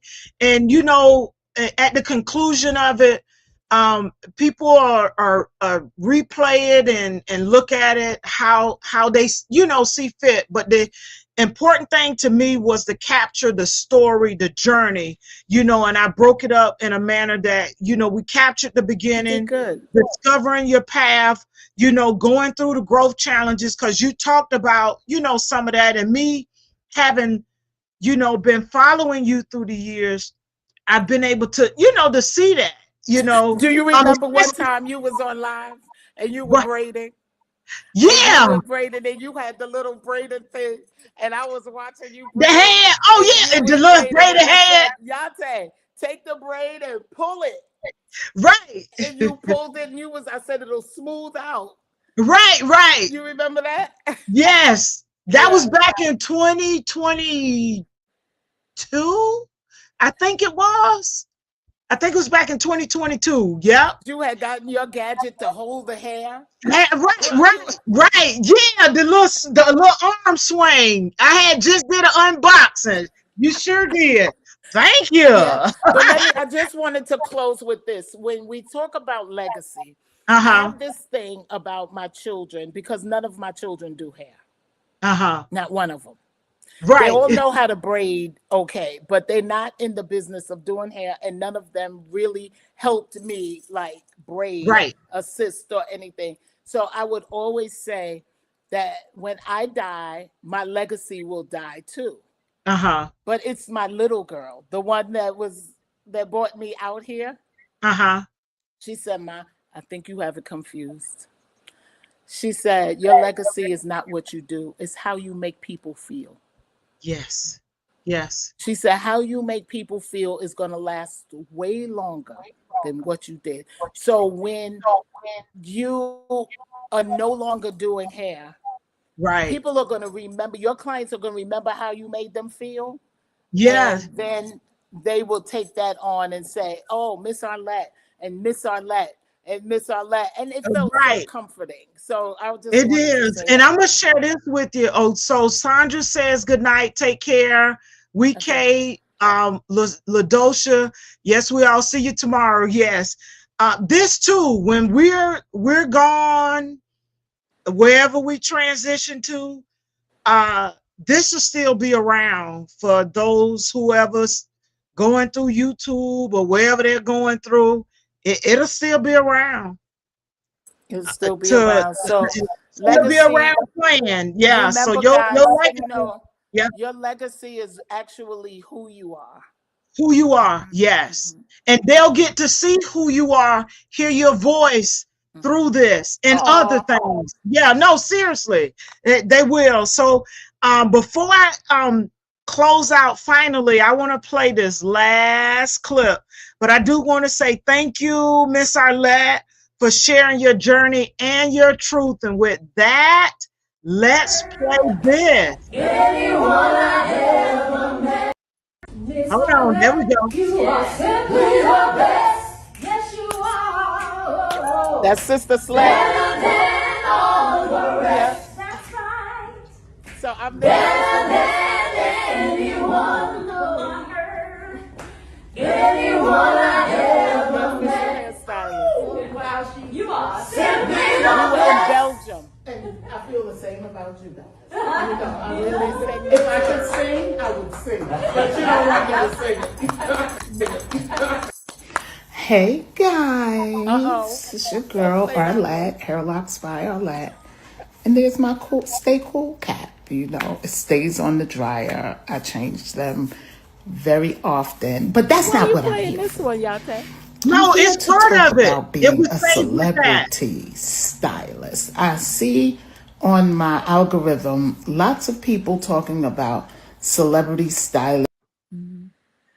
It's played in Oh. that video. Yeah, it played in there. Yeah. But I wanted to get that. So thank you, Miss Arlette, for sharing you, your journey Yah-Tay. and your truth. I appreciate it. I appreciate it. I need to give you Terrence Okay. his Just his send it over. IG. Yeah, send it over to me I'll and send send it it. over, and he Okay. can talk to you about, you know, you Okay. guys do barbering and things like that. Thank you so much. So You're if welcome. you're welcome. In this episode, if this episode spoke to you, share it with someone building their craft with intentions. Stay rooted, stay learning, and you'll see in the next episode of Female Barber Talk. I'll see you in the next episode. Thank you so much, Miss Arlette. Bye. Have a good one. Thank you, Yah-Tay. Good night. You're most welcome. Good night. Good night.